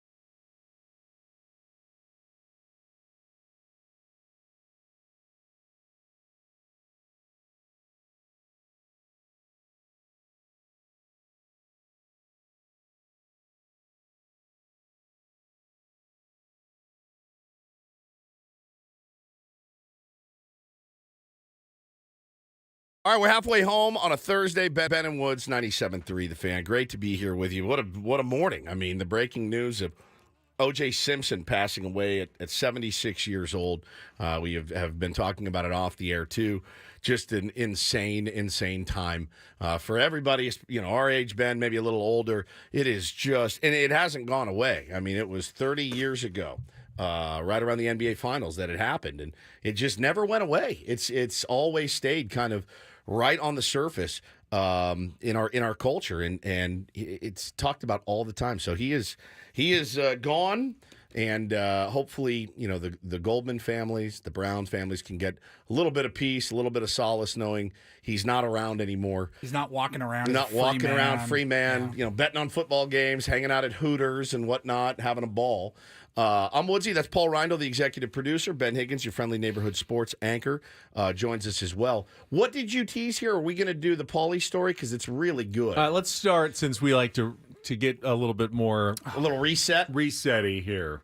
Paulie just told us a story a couple of breaks ago about a moral, ethical dilemma that he was confronted with yesterday. This is really good. Yeah, let me send myself something so that I can help out visually with our YouTube audience. But basically, I purchased a photo frame, a custom photo frame on Etsy for our house, and I received it yesterday, and it looked amazing. Looked great. Just what you ordered. Exactly what I ordered. Okay. But when I went to the mailbox to retrieve the delivery, there were 2 packages in the mailbox wrapped in the exact same way, and I go, okay, these are clearly both from the same sender. Same guy. But I only ordered one thing, so I opened up the other one. It was addressed to me, had my name, address, everything. Sure.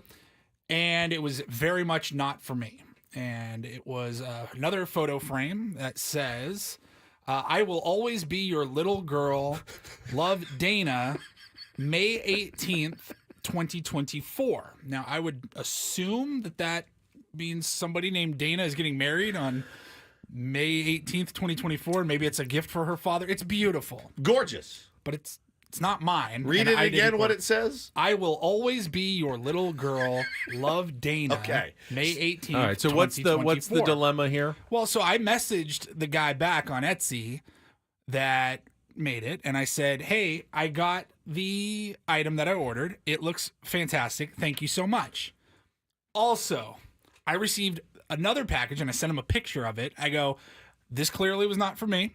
You printed off 2 shipping labels, and they were both mine, I guess, and I got both packages, just letting you know. And he responded, I have not actually written him back. He wrote late last night, something along the lines of, and I could pull up his response, but he said, would it be an inconvenience if I sent you a shipping label and had you run to the UPS store and send it back? Send it back to him I'm pulling up his message. Or to the person. He says, Paul, thank you for letting me know. Would it be too much of an imposition if I sent you the label, if you could attach it and remail it? Okay. It seems silly for me to have it resent back to me so Yes. I can in turn mail it back to the other customer, but I don't want to put you out if it's too much to ask. Please let me know. And I go, look, it's not that inconvenient. You send me a label. I'll run it down to UPS. They'll have the label. But am I the a-hole? Like, he's the one that screwed up. Correct. Obviously. He should just make another frame and send it to the correct person. Is what he should. He should. But I think you should do it. I do. I think I would do it. I think Ben would do it. I think you should do it. It's going to be a 10-minute imposition. I think you should give it to Megan for Christmas. Just say. I'll always be your little girl. I got you this. Enjoy. One picture of you, one picture of Megan. Put it up on your wall. I think it would be delightful. Your little 2 pictures of him.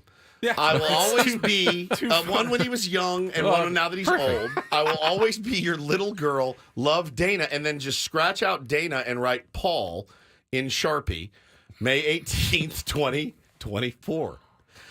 Holy crap, dude. Yeah, small business owner, Paulie. I have never said I wasn't going to do it. No, you did. People are like, You did. Matthew says rare L No, he didn't. Yeah, he didn't say he was going to do it. I just said, like, am I the a-hole if I felt like, you know what, dude, I don't want to go to I don't want to run an errand for you now. Yeah, it sucks. But I do feel Is he the a-hole for asking me to do it that? is inconvenient. It's Unless inconvenient. you work at the UPS store. This is definitely an inconvenience. Yeah. Is that something, if you were him, that you would have asked the person to do, or would you have been like, you know what, it takes 10 minutes, I'm going to make a new one, I'm just going to send it off. Hey, if you want it, have it, otherwise throw it away. Because that's what I would have done. I would have said, I'm so sorry, thanks for letting me know, I'm going to take care of this, I'm going to make a new one and send it to the right person. That's what I would. Yeah, I would feel uncomfortable asking somebody to like run an errand for me. Etsy's a weird place, man. Remember I'm going to do it. Remember when I ordered the gold records for us, and the guy just printed them out on his computer and cost me a fortune, and then was like, "Sorry." But this is an actual quality item. Quality it seems like. item. Yeah. I think you do it, and I think anytime you can, we could add it to our studio decorations. we could just put it up. I'll always be your little girl. Picture of me, picture of you next to us. I think anytime you can fill up the Karma Cup, Paulie, especially, going to a series against the Dodgers, I'll be helping little old ladies across the street the next couple of days. I mean, anytime you can fill the old Karma Cup. There's a UPS store, I think, fairly close to here, if I'm not mistaken. If not, there's one right by my house. I'll do it. Give it to me. I'll do it. It's literally on my way home. I'd see most of the people in the chat say just do it, but Butcher Anthony says I would have already used it as firewood. He's going to make a roast over it. I think you do it, man. I think you do it. Part of the cost of doing any business, even if you're a small business person, is there's some just loss and error that goes along with shipping, and you just have to eat that sometimes. You can't expect your customers to correct all of your mistakes. You make some and you move on, and that's part of the business model right there. It did make me laugh when I opened it. That's funny, man. What am I supposed to do with this? I love it.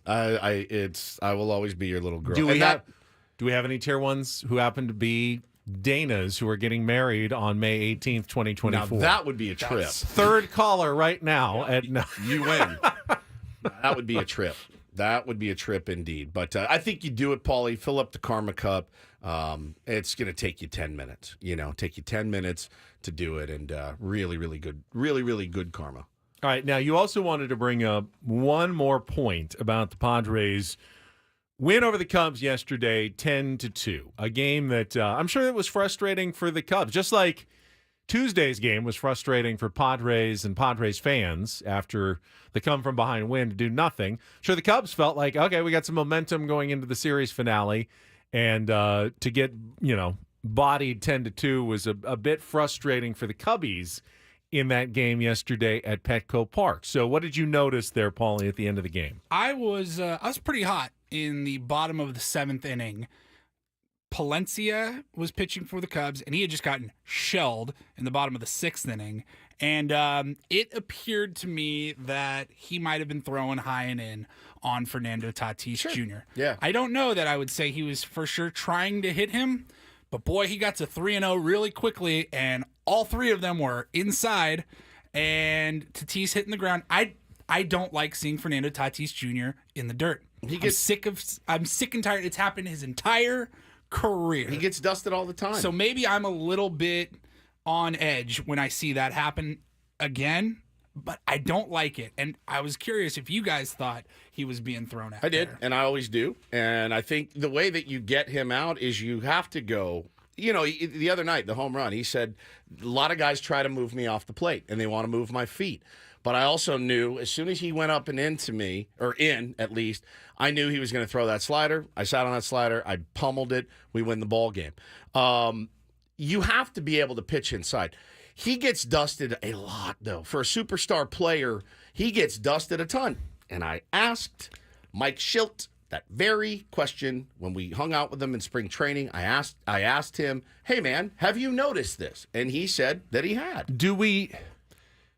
And I don't disagree with you. It seems like Tatis may get more inside pitches than most. But he also reacts more than most when they're inside. Do we just notice it more because he's jumping out of the way when Manny gets one inside and he just doesn't move at all? Do we not care as much because he doesn't look like he's reacting to it? I'm glad you brought that up because Mud said it yesterday. Watch those hands. I mean, how many... That's the one. Like, if you throw at Tatis, you hit him in the hip, he's going to be fine. You throw at Tatis, you hit him in the back, he's going to be fine. You throw at Tatis, you're going to hit him in the hands, he could be out for 2 months. The hands is really what always concerns me. So you see him drop the bat, back up. Is it dramatic?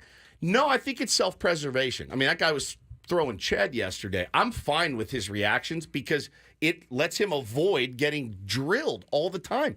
If he didn't react the way that he did, I think he'd wear a lot more pitches. He's really athletic, obviously. But I said it to the skipper. I said, it just feels like people come to Petco Park and they just get really, really comfortable at Petco Park. Our superstars got dirt on his back after damn near every series. He said, oh, yeah, I've noticed it too. And, kind of left it at that. I mean, what better opportunity? And again, I'm not advocating for anybody to even get hit. I'm not even advocating to end somebody's year. But you got to let them know, too, hey, man, I've got this kid's back. And 10-2, what better time? Did De Los Santos go in? He went in a little bit. I didn't see anything that made me go, there we go. That's what I'm talking about. Right. Now, I feel like Mike Schilt may play the long game on some of these as well. Yeah. He stores everything in his memory, and I'm guessing that he'll have that in his memory banks. Padres will go to Wrigley Field later in the season and have another opportunity to face the Cubs, and it may be remembered at some point. It's not just me. The great Mark Grant just kills me every time. We got that same pitch. I love that. And I'm wondering now, Mud, can you continue to say we've got that same pitch when we actually don't ever throw that same pitch? That's the one I'm curious about. I can't remember the last time. Now, we hit Wilson Contreras. We hit him in the hands. I mean, clearly not intentional in that situation. And again, that's always the hard part. You got to figure out, is he?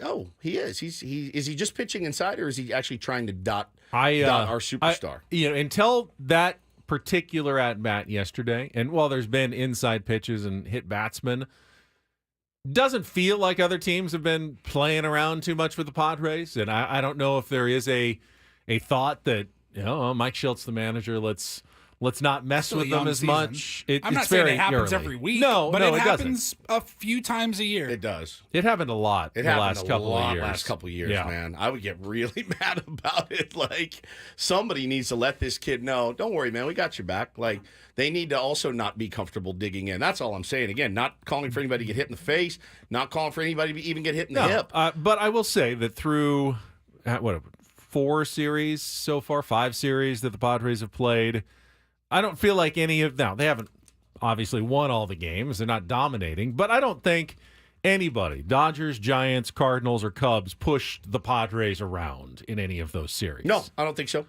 I mean, the worst loss, what would you say is the worst loss of the season so far? The one Tuesday, just losing 5-1 after the win of 9-8 was the most frustrating. That was the toughest one to stomach. They had Joe had that really bad start. They lost 8-3 to the Giants, but for the most part, walk off for the Giants last week. That was painful. But in terms of the Padres have been in pretty much every game this season, I would say. Yeah, it's not as though they have been just bodied and they're out of games. They have competed well through the first 15 games. I would agree with that. I would agree. They have competed well, but there was no better time to let Craig Counsell and his crew know up 10-2 or whatever yesterday that that doesn't fly under the new regime. And like you said, maybe he's playing the long game. I'm definitely going to ask him about it tomorrow. It had all the symptoms of a guy that's pissed off and wanting to send a message. They were shelled. He got shelled. They were way out of it. Yep. It's not like there were runners on and it was a one-run ball game. Clearly, he's not trying to hit somebody in that position. And what happened yesterday? If you're going to hit somebody, that's the time to do it. And that's the guy to do it to if you're them. So baseball polices itself. I've always enjoyed that about the game.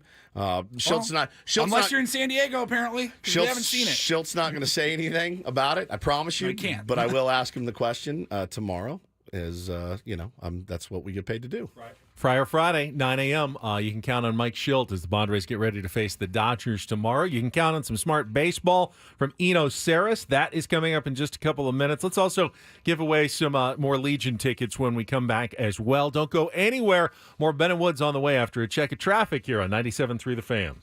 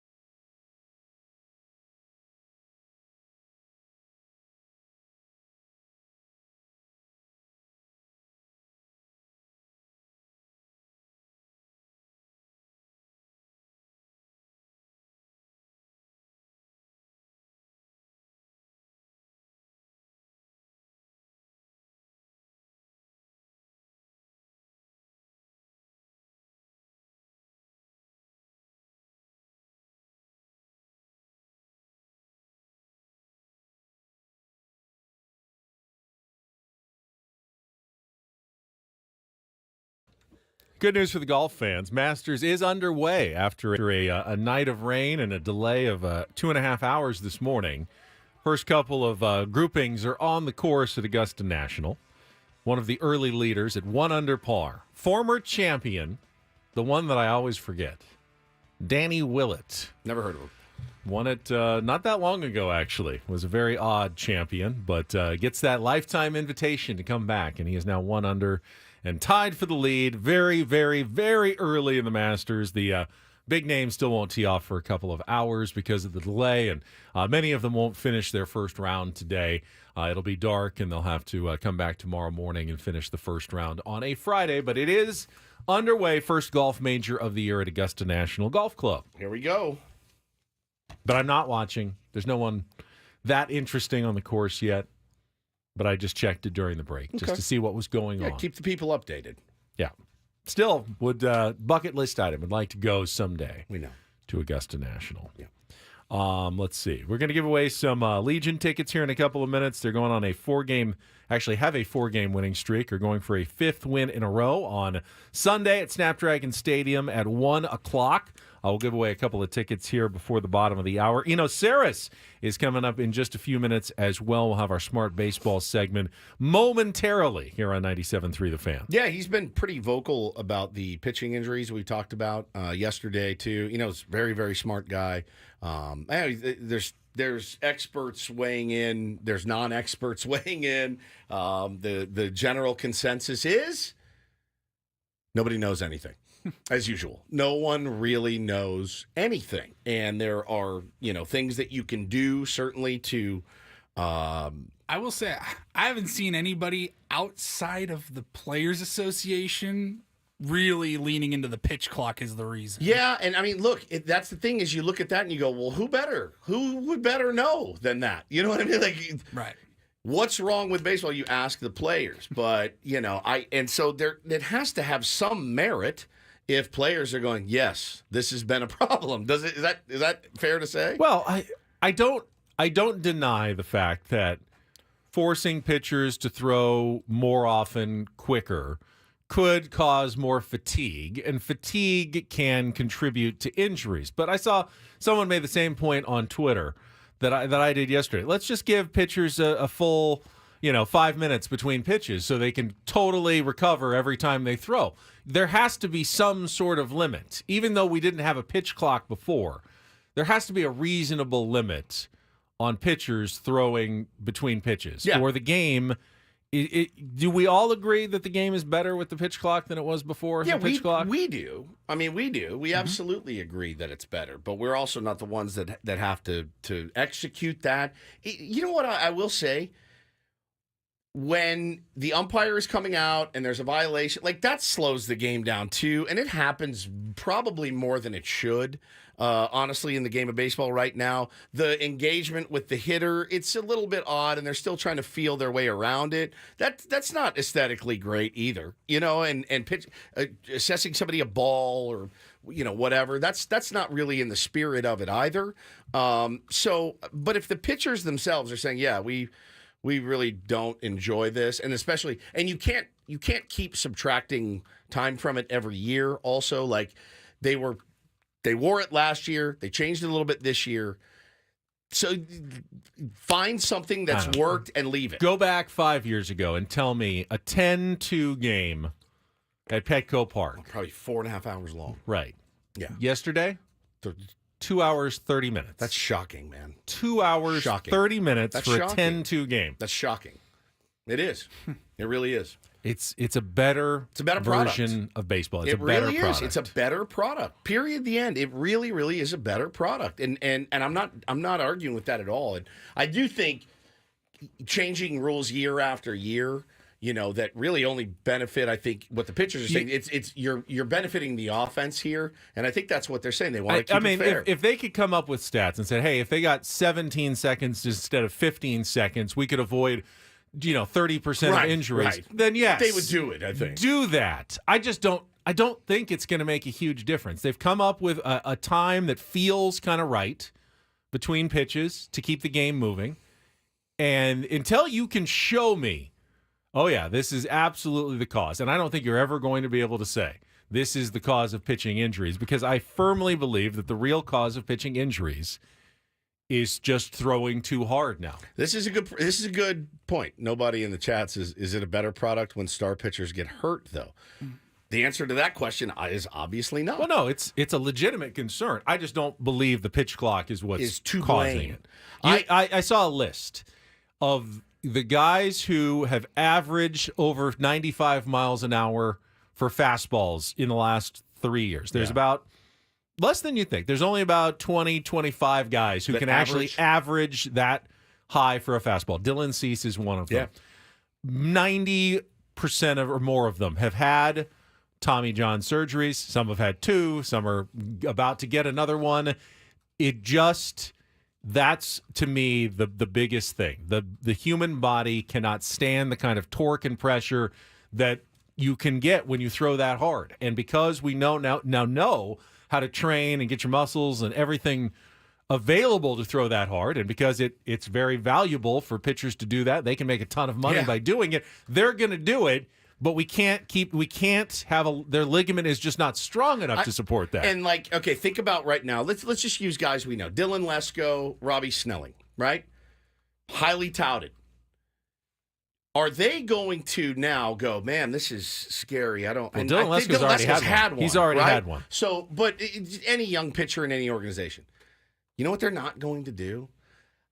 If they're capable of throwing 98, Ben, in the first inning, they're probably going to do it. The days like Justin Verlander was talking the other day of, well, yeah, it was different. You'd see it. You remember watching baseball? Guy would sit 92, 93. Greg Maddux could throw hard. He just didn't. He did when he needed to. Guys these days, they're not going to leave anything in the tank at all. They're going to go out and they know, hey man, I got to go. They're only going to give me 5 innings. I need to show that these guys that I can pitch at this level. I can do that by spinning it really hard and throwing it really hard. And yes, it's detrimental to their health. At some point, if you've been around long enough, you may have the luxury. Yes. You're Kyle Hendricks. You can't throw that hard anyway. You can have the luxury of plotting your game plan and going, all right, I can back off a little bit here, save some more. Darvish does but it. When Darvish he'll all of a sudden you'll be watching the game in the 6th, and he'll go 97, and you're like, what in the world? But when you're a guy who's one bad start away from being sent back down to Double-A, bringing it. You're spinning it, you're bringing it. You're not plotting. I'll go 85% for the first couple of innings, and then I can ramp it up a little bit. No, you're 100% from pitch 1 until they take you out, because you don't want that one pitch that you backed off to be the one that you surrender. The 2-run homer that all of a sudden your career is now on a different trajectory completely. I'm trying to think. I don't know that I've ever thrown a pitch at max velocity. I really don't. I don't know, in all the leagues I've played in my whole life, I don't know that I've ever, you know why I didn't? Because I couldn't control it. I didn't know where it was going. So the max velo thing, those guys are the guys that turn into elite pitchers that can throw with max velo and control where it's going. And I see that all the time. Well, nobody pitches anymore. They're just throwers. That's garbage. BS. They wouldn't be in the big leagues. There's guys with control problems. But they're not up there doing crow hops from the rubber, throwing it as hard as they can. They've learned how to harness it, and those ones that can really harness it, they're the ones that make the big money. They're the ones that are going to be around for a while. All right, let's give away those Legion tickets. If you want to go to Sunday's game, 833-288-0973. Third caller wins. And if you want to get your own tickets, you can go to sdlegion.com for the game against the NOLA Gold. This Sunday at 1 o'clock at Snapdragon Stadium. Eno Sarris, that'll be one of the topics with Eno, pitching injuries, and more. Smart Baseball is coming up next on San Diego's #1 sports station, 97.3 The Fan.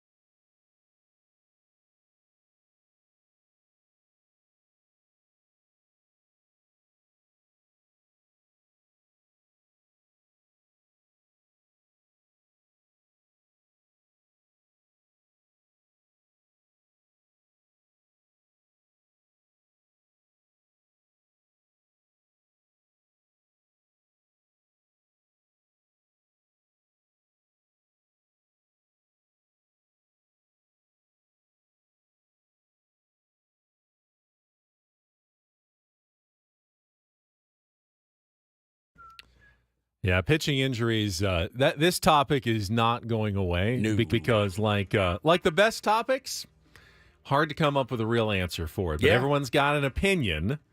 Eno Sarris certainly does. We're going to have our Smart Baseball segment coming up right after this check of traffic on 97.3 The Fan. From the 97.3 The Fan Traffic Center, here's Kelly Danick.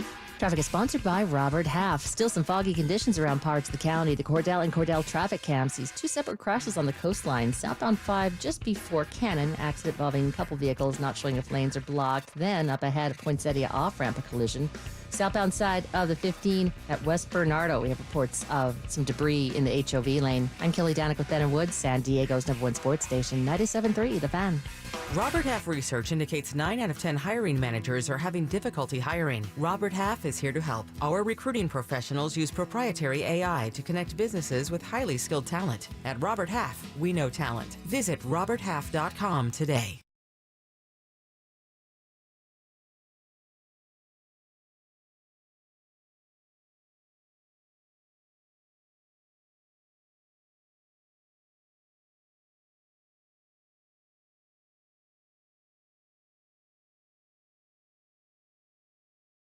Yeah, kind of stepping into the hornet's nest. I know you've had these discussions before, but Woods and I were just talking about the pitching injuries and the pitch clock and the velocity aspect of it all. First of all, good morning to you. Good morning. Are they blaming you yet, Eno, for Well, ruining? no, I saw. First of all, are there more pitching injuries, or are we just noticing it because of the names that just happened to have a little cluster here in the last week? Are there more than we used to get? I mean, there are generally more, but this year there's no more than the recent usual. And there's two reasons that we are noticing. One is it's Spencer Strider and Shane Bieber and Garrett Cole. That's a big deal. The other reason is it happens every April, and what my theory is on the April spike, the reason why this is, I could set an alarm for next year to write another piece about pitching injuries, is that every April we get a big spike, and that's because I think the players are actually still hurt, like they're hurt from the off season. What happens with the off season is, you're like, oh well, I'll just sit on it. I'll just take a step back for 2 weeks, and I'm not throwing in games. I'm not throwing in like high intensity environments. And so then you get to spring, and you're like, okay, it's ramping up. You're feeling good, and then you pitch your first couple of games, and you're like, no, this actually hurts. Yeah. And so that's why every April we get a spike, and then it goes down, and then we get another little spike in sort of August, September, which is I think fatigue related or seasonal sort of stuff. So those are the two reasons why we're talking about it right now. And, it's interesting, too, because I have no problem with somebody wanting to spin the ball more. I have no problem with somebody wanting to show off their maximum velocity. It's how guys get paid these days, and I mentioned a couple days ago, when you watch how teams treat pitchers, hey, come on up. You got options. We're going to throw you for 3 innings, and then we won't see you for a while. And then we're going to call up this other guy, and then we're going to send him down. And, the way that we all of our teams, all of our favorite teams manipulate their arms is a dirty kind of business, right? It's a strategy, but it's also a dirty business. I understand guys wanting to make their mark. I understand guys wanting to get long-term contracts because, they want to be able to brush their hair one day, and some of them can't after their baseball careers are over. They've been cut open so many times. So I get why they do that. I get why they're trying to throw hard. Yeah, I mean, you can't tell a player to pitch softer.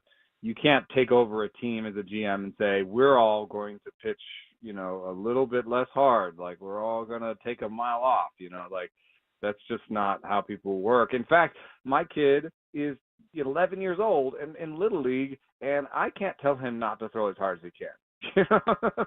When he gets on the mound, he wants to throw as hard as he can. There's something like you get on the mound, you just want to make the ball move, and you want to throw as hard as you can. So I think it's sort of, it's ingrained in the game. As for the other part, if we could predict injuries well, maybe you would start to see different packages in terms of who would pay for different players, different pitchers in different ways. But like Jordan Montgomery hasn't been injured, but he got, less than Blake Snell, who has. So, and they both got short deals. So, the science of predicting injury isn't good. And so, therefore, if you think no matter what I pay a pitcher, it's a 50-50 shot he's hurt this year, what you end up doing is what the Rays do, or even the Padres this year, what you do is you try to build up as much cheap depth as you can. And you have your Randy Vasquez and your Johnny Britos. You have these guys who are behind the guys who are paid more. And then, yes, when the big guy gets hurt, you bring in the guy who's on the league minimum. Yeah. And that's the dirty part of it. But that's also why it's probably not going to change that much. I know what a lot of baseball fans think when they see these pitchers. They go, well, a lot of pitchers throw softer and are effective. Hey, location, good off-speed stuff. And that is all very true. But by the numbers, the difference between 94 and 96, 96 and 98, how much more effective are those last 1 or 2 miles per hour for pitchers? Because I think people would be surprised at what a huge difference that last tick does make on the major league level. Yeah, I mean, batters train for the biggest portion of what they see. And right now, the league average velocity is 93.5, 93.7, somewhere in there, right around 94. And so basically, they train the number they see the most off is 93 and 94. So they're easy. They're ready to hit 93, 94. Once you start adding a tick off of that, what you start to see is home runs per fastball just decline. And like by 96, you're declining by the home run rate is almost like, 2/3 of what it was at 94. And then when you get to 98, it's half. So you're losing a lot of home runs when you're able to throw that hard, and you're doubling your swinging strikes. So all the bad things kind of start to go away and the good things come. And one of the reasons why, yes, there are guys every year, Tyler Anderson, Kyle Gibson, there's these types that strike out 18 to 20. That's, the league strikeout is 22%. There's people who don't strike out as many guys. They throw softer and they have good years. What they don't do is have good year after good year after good year. Yeah. What you'll see is they usually have, just look at Kyle Hendricks right now on the Cubs. He is struggling mightily. And part of the reason is he sits like 89. And so you basically have to be perfect with your locations. And that's what we discovered. It is very hard to be perfect with your locations every year and year to year.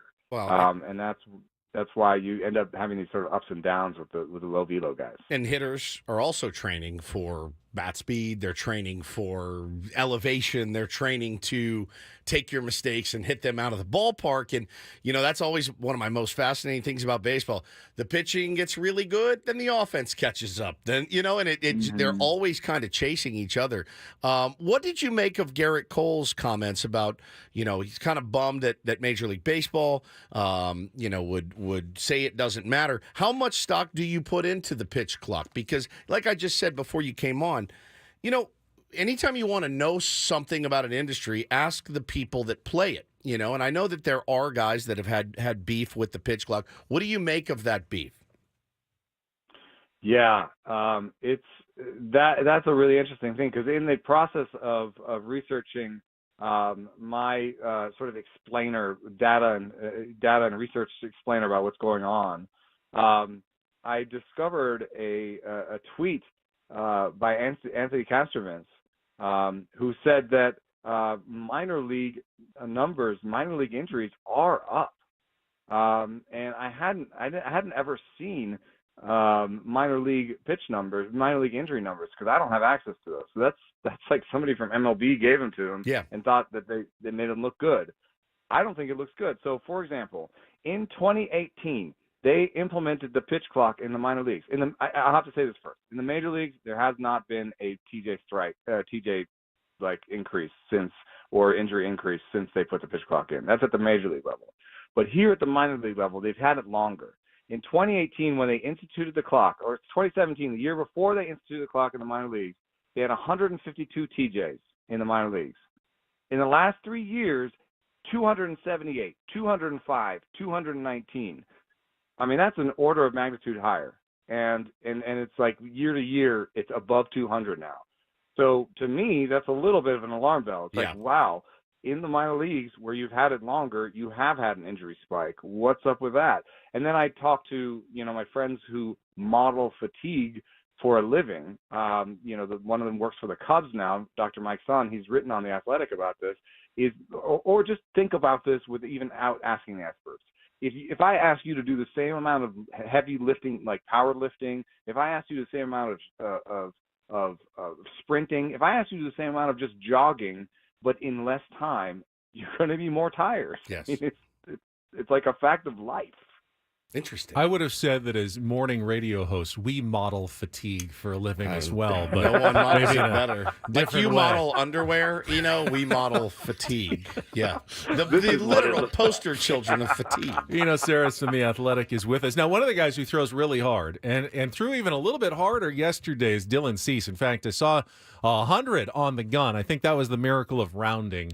Yeah, I think it was 99.6, but that's where rounding really benefits you when you get the triple digits out of it. But he also threw a pitch at 63 yesterday. Now, you talked to Dylan Cease about that pitch and others. What did you get from your conversation with Dylan? It was pretty funny because he was busy and I couldn't have a full interview with him, but we know each other. And so I was like, oh, you don't have to. That's cool. I just wanted to say one thing. 65? Crazy. There's a miles per hour on that pitch. And he's like, he was just laughing. He said, yeah, it's a troll pitch. It's a palate cleanser. And I said, it's basically an ephus. And he said, yeah. So basically he just said that, like, he's trying to throw it slow. He does all his regular body motions, but without the same amount of power. And he's actually aiming for in front of the plate. And he's trying to throw like a big curvy pitch at them, just so that the next 97-mile-an-hour pitch just seems like it just exploded out of nowhere. It seems like it's 120, and it's, what you'll see is batters will almost never swing at it because they can see it coming a mile away. And it's just meant to just, like you said, palate cleanser, just sort of change what's happening in the at-bat, so they can't get just used to 97. Okay, I'm ready. Oh, what was that? Crazy. I mean, he's so fun to watch pitch too, and it's like I said, it's a rarity. I mean, Blake Snell could hump it up there. He could get it up 96, 97, but Dylan, watching him go out there and touch 99, it felt different watching that because he has a Padres uniform on. We hadn't seen that really in a while, and so he's incredible to watch. Yeah, I mean, in the context of injury, what you really want to see is if he's able to hit 100, you want to see him sit lower than 97. And because what we've seen over the history is that, yes, pitchers are throwing closer to their maximum. That's part of the injury question. And across baseball, the average is 3.2 right now. Is the difference between your sitting and your max. And I just think, I think the best mantra for somebody coming up is like, have 97, sit 93. Yeah. And try to, like, if we could try to, like, get that across to people that, like, save that maximum for a couple pitches a game. Save that for a strike 2 fastball, an 0-2 fastball or something. Save that for a big moment. And that might help. But again, you're going to tell people to save bullets when they feel like every pitch they throw in the major leagues could be their last. All right, just your opinion. Jackson Merrill, Jackson Holiday, Jackson Churio. Better answer correctly. Which one are you gambling on in the long term? Oh man, what's funny is that the 3 youngest players in Major League Baseball are all named Jackson. Yeah. That's it. I think Jackson Merrill is like sort of underrated in the group because he is. Holiday gets all the burn. I think we'll be talking about all these guys for a while. The one interesting thing is that Jackson Churio, they're all young, and Churio's a little bit younger than Merrill. But Jackson Churio was supposed to make contact, and he's having a little bit of a harder time making contact than Merrill. So just based on that little bit, we could see, Merrill end up being the second best Jackson, whereas most people think it's sort of Holiday, Churio, Merrill. So I'm not going to bet against Holiday until I see it a little bit more. I mean, we saw one game. Just to add to this discussion a little bit, because I talked with my 20-year-old who was named Jack, But I also kind of wanted to name him Jackson, and Shelley just Jack without the son. Apparently, 20 years ago, that was just a very good-sounding name for a lot of parents who were having babies. Jackson, 20 years ago. So, yeah, that's there's probably a lot of them out there at this point. But weird that three of them are all hitting the major leagues right at the same time as 20-year-olds. And all super fun to watch. I mean, all super talented and seemingly with really good heads on their shoulders. I've been so impressed, with Jackson Merrill and his ABs. I mean, even when he takes an offer, he manages to find, a way to walk. He takes some really good takes. Did see him chase one yesterday. It feels rare when he chases one out of the zone. He's got he's got a great idea of what he's doing up there. Yeah, and one of my favorite things about what he does compared to even the other two guys is the elite contact rates.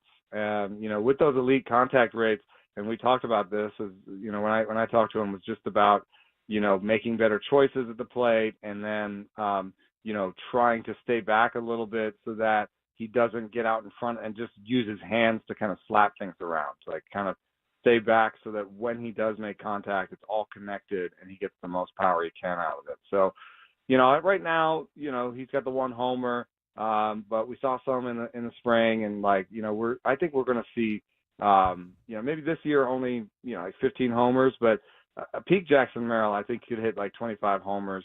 We'll have to see what the speed is like, but there's some a little bit of a memories of like Trey Turner with maybe a little bit less speed. Just as an athletic guy, he makes a lot of contact, has more pop than you think. Well, small sample size, but one of the problems with having such great bat-to-ball contact skills is you don't walk much because, you make contact so often. Tony Gwynn didn't walk that much because, he's just so good at making contact. Jackson Merrill has walked 7 times in 49 plate appearances already. That's elite. I mean, his OBP is 100 points higher than his average. If you see that, that's Ricky Henderson type territory. People that do that. I don't know that that's sustainable, but to me, that's a really good sign early. We only got a few seconds left, but I wanted to get your thoughts on that. No, definitely. I mean, pairing those things is rare. What you normally get is somebody who just swings at everything, makes contact at everything, and they get on base that way. So that's going to be the source of his power going forward. Approach as much as mechanics or filling out. Eno, appreciate it. We'll talk to you next week. Have a great weekend and enjoy all the baseball you get to watch. All right. Thanks for having me. Eno Sarris, brought to you by 7 Mile Casino, our smart baseball segment every single week. Always look forward to our conversation with Eno. Not our last guest for today, though, because Paulie's got something special for us. A little surprise coming up in our next segment. We will be joined by a guy that I have not talked to in many, many years, but I always enjoyed covering him. Former Padre, Major League Baseball. Ryan Klesko is going to check in with the Ben & Woods program when we return to kick off our final hour of the show. Not the day. Roundtable's coming up at 10 o'clock this morning as well, but stick around. Ryan Klesko will join us next with Ben & Woods right here on San Diego's #1 sports station, 97.3 The Fan. Don't go away.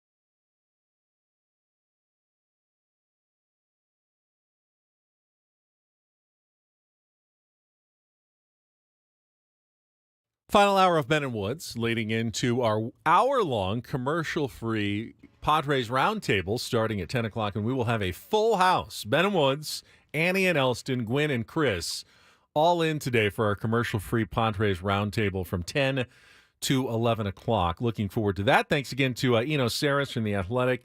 Just joined us for our weekly Smart Baseball segment, but very excited about our next guest, who I got to cover Padres pre- and post-game show when I was doing it with Craig back in the early 2000s. Wasn't the greatest of teams necessarily, but there were some special moments. The Klesko-Nevin combination in the middle of the lineup was fun to watch. And I remember in particular, I think it was May of 2001, Ryan Klesko had like the hottest month I think I've ever seen, like personally watched a ball player have. And Ryan Klesko joins us right now here on 97.3 The Fan. He's now part of the Perfect Game team, which you see the All-Star Game coming to Petco Park many, many times. Ryan, it's great to have you back on here in San Diego. How have you been, man? You're on with Ben and Woods. Doing good. Hey, guys. How are you? Doing well, man. Doing well. I know Ben said, when we went to break, I said, so you used to cover him a lot back in the day. I said, how was your rapport? Do you remember? Pretty good, yeah. Young, fresh-faced Ben Higgins. Yeah, old guy now, but.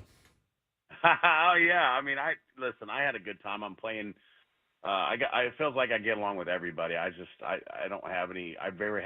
Don't have very many people in the game that I had negative, easy to cover experiences with. Yeah, easy to cover. Media was great. We for the most part, obviously you have your tough days when you're not doing so good, and sometimes you got these guys all around you don't want to talk, but that's just part of the game. You learn to deal with it. And going back home, obviously getting traded was disappointing. I remember the phone calls like, I just built my gym. I'm living on the farm, and the next thing you know, I get called like the day before Christmas, like, you've been traded. And he goes, I got bad news, and it comes from the general manager, John Sherholtz, and I got bad news, good news and bad news. I'm like, oh God, and he's never called me, so I know something was going on. And so he goes, the bad news is you got traded. And then I'm like, well, what's the good news? He goes, well, you're going back home. You're going to Southern California. And I knew it was either the Dodgers or the Padres or, the Angels or whatever. So, and it was San Diego. And so I was excited about that. And I always dreamed of coming back and playing in Southern California. So that was great. I assume you remember that May 2001, Ryan had 40 RBI in 1 month. 1 month, 11 homers, 40 RBI. I mean, I can't imagine. Did you ever feel as locked in as you did that month of your career? Probably not. There's things where you hot for like a week or 2 or 2 weeks or 3 weeks, but no, nothing like that. I spent a lot of time revamping my swing. I felt I was always a good player, but I thought I got overlooked a couple of times in an All-Star game. I started looking at my numbers, started comparing my swings, and I decided that I always want to get better, but I wanted to lower my strikeouts, and I wanted to make the All-Star team, and I wanted to just be better. So I spent 2 off seasons with Jimmy Lefevre, which worked with, Sammy Sosa, Richie Sexton, Rick Wilkins, which he's taking guys that were hitting, 220, 230, 240 and turned them into all-stars. So we were flying to Arizona and working with him. He was a former Cubs manager, but he's the hitting guru, right? He's the man. So I really spent a lot of time with him the year before I got traded to San Diego, and then that whole offseason. And I felt that when I went into spring training, I don't know, I think my first or second spring training going into San Diego, I think you might want to look at the numbers. I could be off a little bit, but I think my spring training numbers were like 540 with like between 9 and 11 home runs, and I was absolutely locked in. And that's when I knew, I'm like, this transformation and this time I spent to revamp my swing is really going to work, and I'm actually going to be way better hitter than I was before. And I made the All-Star team. I think that maybe that year, had good numbers the year before. I just felt good at the plate. I cut my strikeouts down in half. My on base percentage went up, and I obviously love playing with. I don't know if you guys know this, but most of our team were Southern California guys that I knew or played against in the area code games. I mean, Trevor was a little bit older. You got Mark Kotze, you got Lolo, Mark Loretta. I mean, dude, we had a Southern California team playing in Southern California, which may not never happen again with that many guys. Giles came in, and And it Khalil was looked crazy. like he was from Southern Yeah, California, he even looked though he was He actually did. from Georgia or The vibes must South have been Carolina, South or Carolina, North yeah. Carolina or something. Yeah, he looked like, dude. Tell me he didn't look like a jacked up Spicoli. He does. Totally. He did. He did. Boy, he Dude, could where's pick my it. car? He could pick it, man. Oh my Lord! Talking to Ryan But do you Klesko. ever see or hear from him? I mean, the guy obviously, he had some of the social anxiety issues that was tough to deal with the media and everything. But everyone loves him in San Diego. He just kind of disappeared after his career. Yeah, so he never was a people guy. You had to force to get a word out of him. But he loves. So yes, he's writing music. His wife, they were at my wedding. They came to the island. We got married in the Bahamas, and he came to the island, and I talked to him once in a while. But He's always loves writing music. He's a music guy. But he literally was we were at the island for like a week, and I seen him like literally one time outside. He was indoors, like writing songs. I love it. Like he loved the game of baseball, but he didn't love all the other stuff with dealing with media and dealing with people that much. That's the way he was, a real soft spoken, real quiet guy, but a great dude, and probably honestly one of the best shortstops I've ever seen play. That's so cool. That's more info, I think, than anybody's had about Khalil Green in 100%. years, man. That's really fascinating. Thank you for sharing that. Joined by Ryan Klesko here on Ben and Woods this morning. And so now you're working for Perfect Game, and now you're going to be helping them out. And so what is your role, and what are you seeing, like, in youth baseball? I got a 6-year-old, 3-year-old, both pretty on fire for the game, and I'm kind of getting, going to get through machine pitch, then coach pitch, Right. and then kid pitch, and all that, and then we're going to be off and running. And just kind of wanted to get your thoughts on it and the benefits and what you're seeing. So I'm a special assistant to the ownership group. I don't work for them. I advise on some of the stuff. And how that happened is my son Hunter, he's a freshman in high school now. He's 15. He's been playing for Perfect Game tournaments for a long time.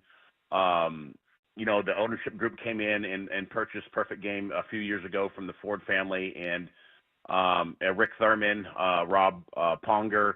But Rick was he's a former sports agent for Trevor Hoffman and Barry Bonds and those guys. So he had retired from the sports agency business, bought Perfect Game, and they've done a tremendous job. So we met, and they came up to me and they go, hey, you've been in this. They call me boots on the ground because I'm in all the tournaments, right? And so I have a lot of reliable information that goes back to them because they're the owners. They're the owners, but they don't have kids playing.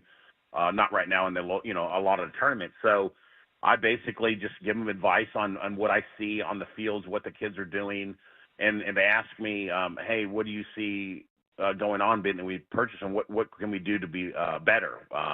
And so I said, well, we want to. I would love to see more interaction with getting the players better, instruction, camps. Offer maybe, and they were starting to do some scholarship stuff for the kids. And because listen, there's a lot of kids.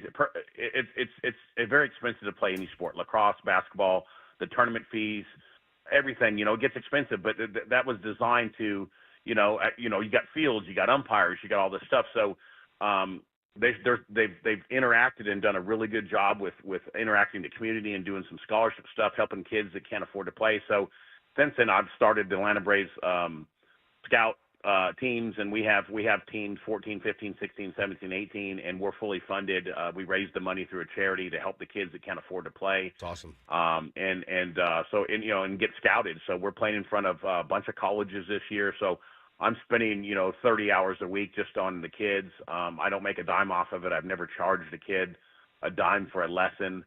I work with all kids. And just not with kids with my team, but again, a lot of the stuff that goes on, I just report back to the guys, and they're listening. They're making Perfect Game, and the way the kids can get seen, whether it be college or pro. I'd say up in their 90, 95 percentile.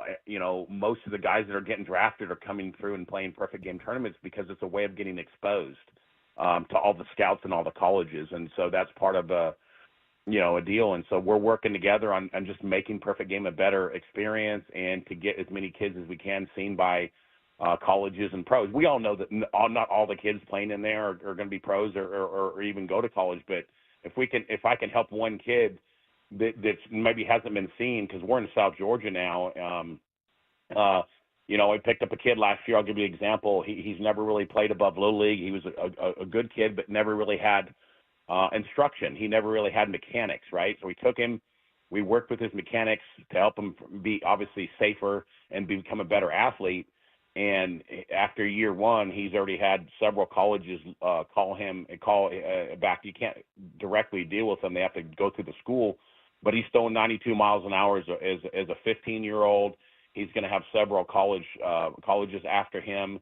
And I don't think if we would have been there to help, he probably would have never been seen. So that's kind of what Perfect Game's about, is getting some of these kids better and getting them exposed to maybe have them getting looked at. And that's originally how it started with the Ford family. Talking to former Padre Ryan Klesko, and that's exciting. Your son, you said 15-year-old Hunter, kind of following in Dad's footsteps. You have a lot of former teammates and guys you played against whose kids are now emerging into the major leagues. Tyler Nevin's in the big leagues, and Wyatt Hoffman's in the Padres minor leagues. You played against Matt Holliday. Of course, his son just debuted in the big leagues yesterday. Have you gotten any advice? Is there any parenting advice for the parents of a potential future minor leaguer, big leaguer that you think is valuable? 100%. I think the main thing is I can give you an example. I'm not a very good golfer. I can go to the driving range every day and hit the ball. I'm not going to get any better until someone fixes my swing, fixes my mechanics. And that's the same thing with baseball. I went to pitching and hitting lessons behind Angel Stadium since I've been 8 years old, because if you're going to work at it, you've got to have the right mechanics, and that's what the scouts and the college is looking for. So if a kid's got a bad throwing motion, or he's going to, he can hurt his arm, and if he's stepping in the bucket, or he's overstriding, or his hands are too low or too high, and when the pitch is coming, those are all the things that I'm looking to fix to give that kid the potential to maybe play in college somewhere. So my main thing is an instruction, is to get the kid to get the highest potential I can with fixing the mechanics of the swing or off the mound. And that's the main thing, is getting the right instruction. So get with the right coach. If you feel that as a parent, and this is what you get a lot of kids jumping around on teams, and they want to play for the best team and the highest ranked team in the country, or blah blah blah.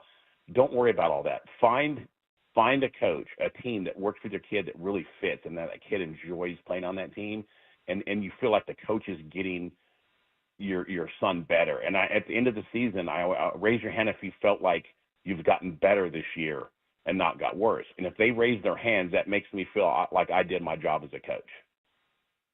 Ryan, it is great to catch up with you, man. I'm glad you had a few minutes to spend with us. I know our audience seems to really be enjoying hearing from you. Hopefully, we'll get a chance to do this again. But best luck to you, your son, and your relationship with Perfect Game going forward as well. Thanks, man.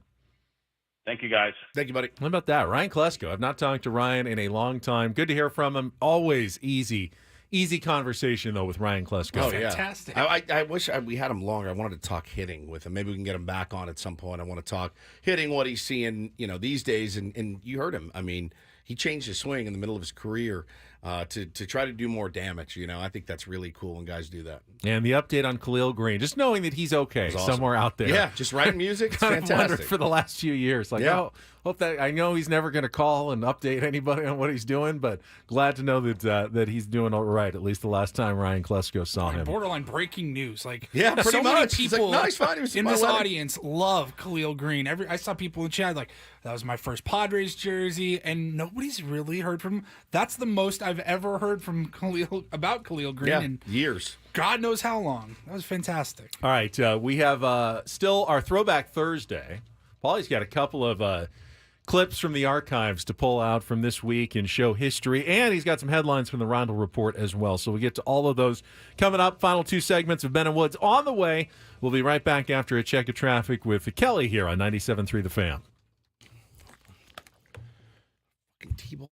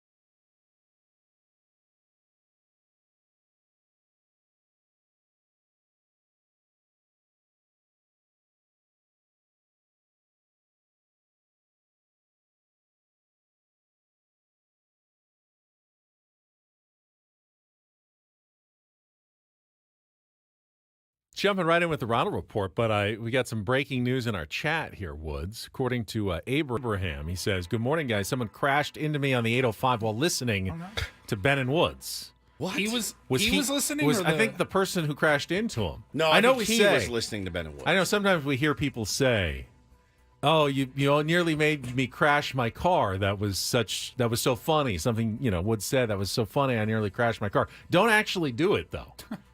Keep control of the vehicle while listening to this program at all times. Well, I hope Abraham's okay.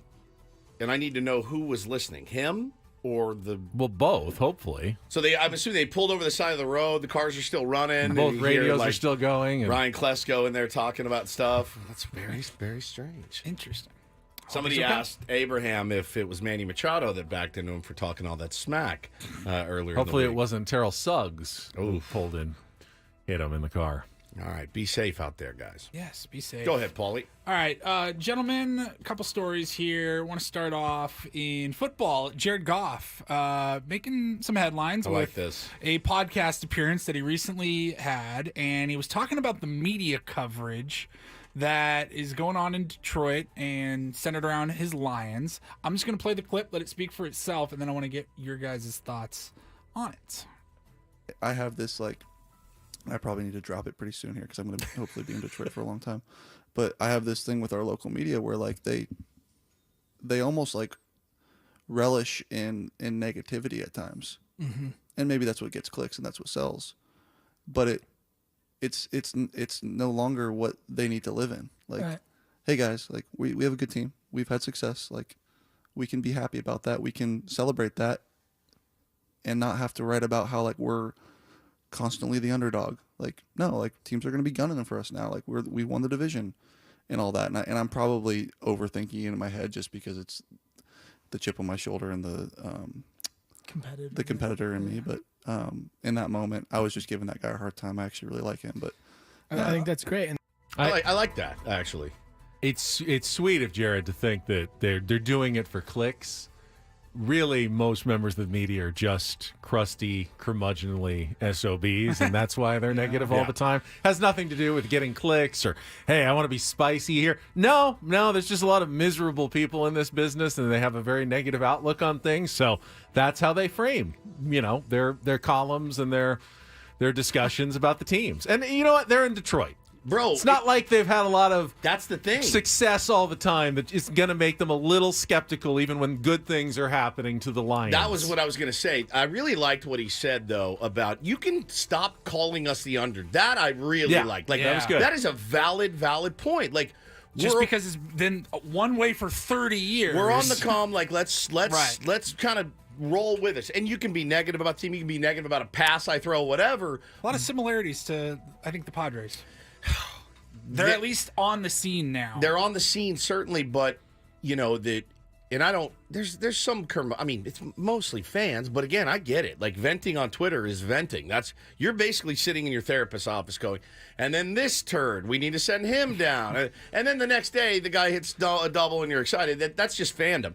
As far as the media is concerned, I did like that point, though, about, hey, man, we are a team on the rise. You can ditch the underdog narrative. Not that should bother Jared Goff that much. He just said he has a chip on his shoulder. That's more for him to prove. And while sometimes I think too much is made of our nice weather and everything, in Detroit they don't even have our teams all are terrible, and now let's go outside and oh god, we're in Detroit now too. The D's on the up. The D's on the upswing, Benny. It's on the upswing. I hope so. It is. I hope so, for sure. But yeah, it was interesting stuff there from Jared Goff. All right, that's it for the sports today. I got two more stories for you, both food related, and I think you guys will be able to weigh in on both of them. So McDonald's, I don't know if this is a prank or a stunt, a PR stunt or something, but McDonald's has debuted the first ever scented billboard.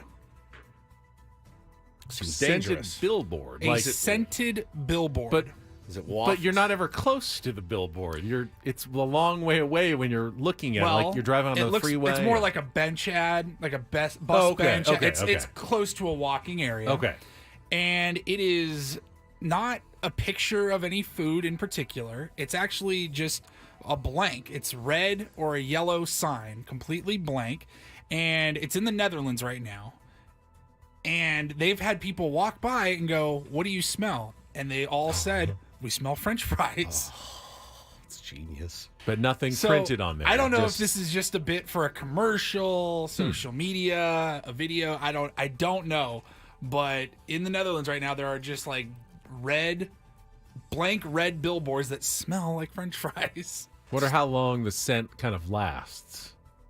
It's brilliant. It's like pumping it through Yeah. all like continuously, like recycling. Oh, it's like a what are the like Glade, like you clip on or whatever. It's just kind of got a reservoir of scent, and then they just refill it I eventually. mean, it looks like Willy Wonka, dude. These people are like going up to it and like Yeah. smelling the sign. Well, it's those street billboards, that you're walking down the street and they're plaster along the side. Yeah. It's not the one that you climb the pole.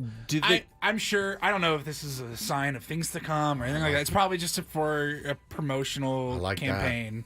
But I thought that was interesting. I like that a lot. Do they still make scratch and sniff books for kids? Yeah, I haven't they do. seen one of those in a long time. My kids are big fans of sniffing those. They make markers now that are all, there's like 1,000 different smells, and which they're my kids. Of course, they're going to be sniffing markers. I mean, there's no question about it. They do smell good though. Oh, grape. What's this one? And then Taylor always gets like under his nose from sniffing it, so he's got red and very orange. small leap from markers to glue. That's exactly right. And then after that, I will say I did enjoy the scent of rubber cement. Oh, bro, are you kidding me? It's phenomenal. I also like putting it all over my hands and making a big ball and throwing it at people. Yeah, rub it up. Get that. Yep, 100%. So Ben, you're abdicating for huffing. I'm not. On this show. I'm not. That's what it sounds like. Just incidental. When in doubt, just huff. Incidentally, when you happen to open it in the crafts section of your school, Did and you guys had have to the use smelly markers, or was that after? I think that you was guys- after us. They were like the big. They were like big fat markers that smelled like cherry. I just talked about this. Blueberry. You did? Yeah. My kids had Yeah, this but one. we didn't have them growing up. That's what I was asking if you had. Oh, them. no, Yeah, we didn't have them 'Cause now. But it we was- didn't have them growing up.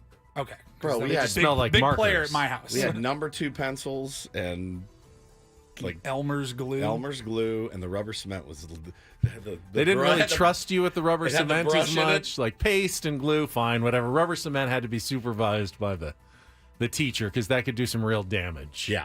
All right. Good stuff. And then finally, a local note here. Woods, you were very excited. Right after the show ended yesterday, you told us that there might be an update.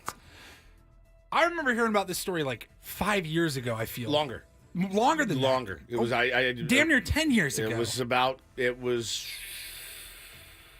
10 years. It has been long 2016, so about 8 years ago. Long rumored that Roscoe's House of Chicken and Waffles will be expanding to San Diego with a new location, and then it just has never happened. The pandemic obviously slowed some things down, and according to Eater San Diego, Eat Her. That's the one that you like. Eat Her. Eater. Right. Eat I said Her. Eat Her. I think you're adding a slight extra sound in that. Nope. Eater. Eat Her. So I'm reading from Eater.com right now. It says Eater's been following the story since February 2016 after officially confirming the rumor that they were building a location in San Diego. And then it just didn't happen. They tried to pick up in 2021. They tried again in 2022, and it just hasn't happened. But it's being reported that there is actually movement now. They have secured a spot in the Barrio area. Logan, yeah, right. They are working, and like it could be here as soon as a few months from now. So we're just gonna have to wait and see. I've been once to the Hollywood. I tweet. I original. go every time I go to LA. When I go up for a show, it's always where we I've go. never been. And my Bo and I went, and Taylor to one in Long Beach as well. You didn't like it? No, it's a good combo. It's really good. waffle. It's fried chicken, and it's dripping butter and syrup. It's hard to really miss on that combination. It is. Now I had some edgelords yesterday. It's overrated. Now, one guy sent me a. maybe just because Well, everything's overrated, right? If it anybody doesn't- likes something, it doesn't have to be from Roscoe's for waffles and chicken and syrup to taste good together. but their waffles are bomb. You like, yeah, their they're good waffles are waffles. really, really good. I love it. I love it. Somebody said Roscoe's is Dodger loving. Yeah, that might be the case. The realtor who helped facilitate the purchase of the location said that he can confirm construction on the site is moving forward quickly with the aim of opening within the next few months. I'd like to offer my services to Roscoe's Chicken and Waffles, and happy to be your spokesman. Little tester. Waffle tester. Yep. Tester for Eat Her.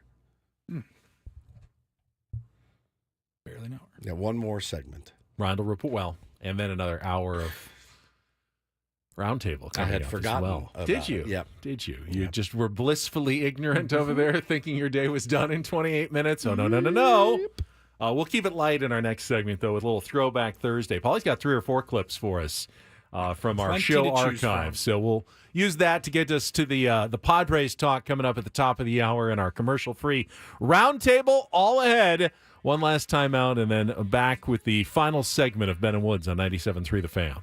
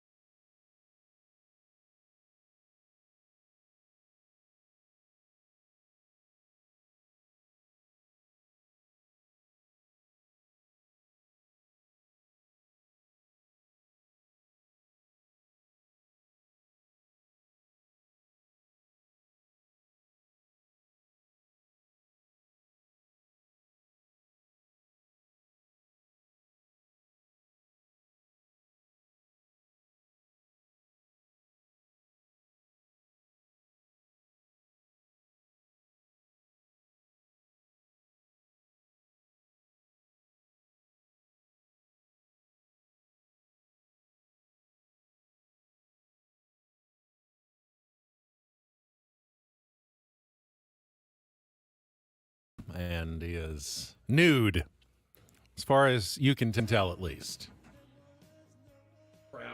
Oh, come on. I am just... He tried to put on his shirt without unbuttoning the button and got stuck. Now you look sharp, though, in your 97.3 The Fan brown polo. Did you? You shushed me during the break. Yeah, because you and Adam and Bill and everyone's in here setting up this effing round table, and I'm trying to do a live read for my beloved Sedano Ford, talking about all the great lease deals. You guys are, ha, ha, ha, ha, ha, ha. For F's sake, we're running a business here. I know the round table is of utmost importance, but I got business to do. Manny Sedano deserves my full attention. For the love of God. Round table's going to be the death of me. Did you see? Doesn't matter what's happening from now on. All anyone can talk about is the skin that Woods just showed on the YouTube stream. We need a new GD studio for this round table. We should have a custom round table studio just for the round table. Brought to you by Round Table Pizza. I mean, we've got a got pizza oven in there. Oh, that's brilliant. You guys back there making From it. the Round Table Studios, brought to you by Round Table Pizza. It's our weekly Padres Round Table. It's unbelievable. All right, we've got some Throwback Thursday content for you coming up. First, though, this hour on 97.3 The Fan is brought to you by SafeLight, cracked windshield. Go to safelight.com now to schedule your free mobile service, and let SafeLight come to you. That's safelight.com. Conditions may apply. Let's check traffic right now on 97.3 The Fan. From the 97.3 The Fan Traffic Center, here's Kelly Danick. North County Ride seems to be the busiest this morning, guys. Got this crash blocking the fast lane southbound 5 Coastline just before La Costa. Also an accident north 5 on the Palomar Airport Road off-ramp.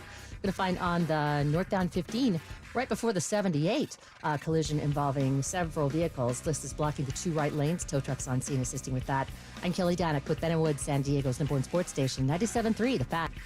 So Paulie has a multitude of clips that we can go to from this week in show history on a Throwback Thursday, including... Where do you guys want to start? Well, let's go as far back as possible, right? Let's go all the way back to the very beginning of Ben & Woods. Really early. Because we started, our first show was March 27th. We just celebrated our 6th anniversary. Mm-hmm. So this happened just like 2 weeks or less into Ben & Woods history. April 13th, 2018, we were giving away... It was one of our first giveaways ever, I think. I honestly can't even remember, but it was tickets to something. And, well, we actually talked about him not too long ago. Yodel Boy was back in the news. Yeah, he's back. We talked about him. He's grown up. That was a huge story in 2018. That was so good, man. And so we made a listener. I hated that kid. Yodel. I'm sorry. Yeah, you went hard on him. So we had a caller on the line, and if you wanted tickets to the fair or whatever the hell we were giving away. Circus Vargas, maybe. It was at the old station, so it that probably might have been it. Let's be honest. Honestly, that might have been it. It probably was Circus Vargas. And normally, like you hate this far back in the archives. I do. Sometimes It makes me skeevy. But I said, a couple of these clips, you hear it in our show open. I guarantee we've got plenty of new listeners since 2018. Oh, that's the origin of that clip. So here it is. Caller yodeling on the air. Let's try Paul. You are next up here on Ben & Woods on the Mighty 1090. Paul, you ready for this? Sure. All right, let's play it one more time. Hank Williams, Lovesick Blues, as sung by Yodel Kid in Walmart. I don't know what I do. All I do is set I hold on. All right, Paul, you ready to go? Sure. Go for it. All I do is sing the Lovesick Blues. Young lady, you do me, you do you. You did it, Paul. Congratulations. You've debased yourself on the radio for tickets to Magic Mountain. Magic Mountain. Oh, that was Magic Mountain. Way better than Circus Vargas. Magic Mountain. A pretty good prize. The kid did a good job. Jacob says, I love that song by Hank Williams. Me too. I think that's a great song. The kid, he did crush it. I don't know why he bothered me so much, but he did, man. Now he drove me nuts. Also, you it had was an like 8-week-old. I did. Maybe you were just genuinely cranky. Maybe I towards just everybody. hated kids because that dude didn't sleep at all at that time, ever. Like, he didn't sleep a wink. He was like a vampire. And I was just grumpy all the time. Nothing much has changed. But I think my beef was with his parents. Like, Mason, get in the car. We're going down to Walmart. Well, yes, you're going to yodel in here. What? Mama, why am I... Got a good spot on aisle 17 why for am I you. yodeling at a Walmart? Just do it. Do it. He's in there dancing and doing this little... Right. It was Filming unreal. it, yeah. Oh, man, that was great. And then when Paul, do you still listen to the program? I'd love to hear 'Cause from I'd love Paul. to hear from you. But when Paul did the she do me, that was it. That was complete meltdown. I lost it at that point. That was great. All right. Are we going chronologically Yeah, here? let's move forward in time. All right. So then this week in 2020, you guys Ooh, had... pandemic. Pandemic was... Like near the beginning. About a month in, and you guys have probably been at the Corona Cave for a good 3 weeks now at this point. Freezing cold. And this... Always. The title of this clip is simply... Bird flies into window at the Corona Cave. Do you remember a guy named Dan Cortez? Whoa, what was that? What was that? You guys It okay was a over bird that flew into the window And is is now dead. No, Perfect. maybe it's just stunned. Great. Yeah, that's sad. Well, that just ruined What? the day. Never No, mind. it's getting up. It's getting up. It's stunned. Oh, it's just man. a bit of a Shook his concussion. little head. Oh, that's sad. Going into concussion protocol. Oh my God! Just flew into Here, the... just come on. Let's go, Birdie. You can do it. Come on, get I up. can't There even- you I go. can't even Come look. on. Okay, the right wing we may have an issue. Play-by-play on a dying bird. No, it's okay. It's just needs a second. Go love on him a little bit. No, might carry the coronavirus or something. Fair enough. I'm just gonna stay inside. That scared me to death. Yeah, that was a bit nervous. It doesn't happen usually in our Intercom Empire studios. No, it doesn't. Amazing. Thump. I mean, that was a loud It was. thump. Do you have the isolated thump? Whoa. Of course he does. Wonder where that bird is today. I just want to know what we were talking about before that happened. Who's Do Dan you remember a guy Cortez? named Dan Cortez? Dan Cortez. MTV. MTV. No. He was also in Remember Seinfeld? He was George's cool friend when George finally had a cool buddy and he would take him rock climbing. And Dan Cortez was a legend. He was incredible. I follow him on social media. He's doing great, by the way. Beautiful wife, beautiful family. Good to hear. I would love to get him on, actually. That's what I can do. He's great. Never know. All right, that was 2020. We go to 2021. Still got a couple more clips here. An infamous flub from Ben Higgins. We've kind of steered away from the flubs. The flubs of the week have kind of turned into things Ben likes, maybe things Schilt likes. I'd like to think that it's because I'm getting a little more rest not. nowadays, and I We just let him flub just go a now. little bit less than I used to. We have you flubbing pretty much every word in the human language. Yeah, in so the English language. We don't really need any more. But here's Ben Higgins here in Dallas. A little police investigation here in Dallas. Cowboys Here in Dallas? Here in Dallas. Yeah, we're It's the confidence. Here in Dallas. What? What is happening? It's the confidence. in I Dallas. don't know where we are. It was he said it so matter of fact. A little police investigation here in Dallas. Very like you I could think be on. that's I thought about that, and I was doing some news anchoring at the time, filling in at Channel 10. Yes. It was just kind of you drop into news when you read a police investigation here in Dallas. So it's good. like, wait, we're not in Dallas. No. it's not here. We're here It's in there. Dallas. in It was Dallas. one of my favorites. There in Dallas. Is Would that have been it? more accurate than here. We have in one more Dallas. clip. Yeah, one more clip. And this was from last year. I remember this one. So today is actually National Barbershop Quartet Oh, my Day. God, so yes. This is 1 year ago exactly. And I think in Foreplay, you had mentioned that it was Barbershop Quartet Day. Yeah, we're missing out. Like there's just no barbershop quartets Right. anymore. I didn't talk for about 25 minutes because I was absolutely locked in. I got an idea. All right, Ben had recently told us it was his life's mission to sing Blue Moon. Yep. So I took that and I wanted to make a little barbershop quartet. How can we have a barbershop quartet? Like we said earlier, there's only 3 of us. But what if I had 4 different Ben Higgins singing Blue Moon? Ooh.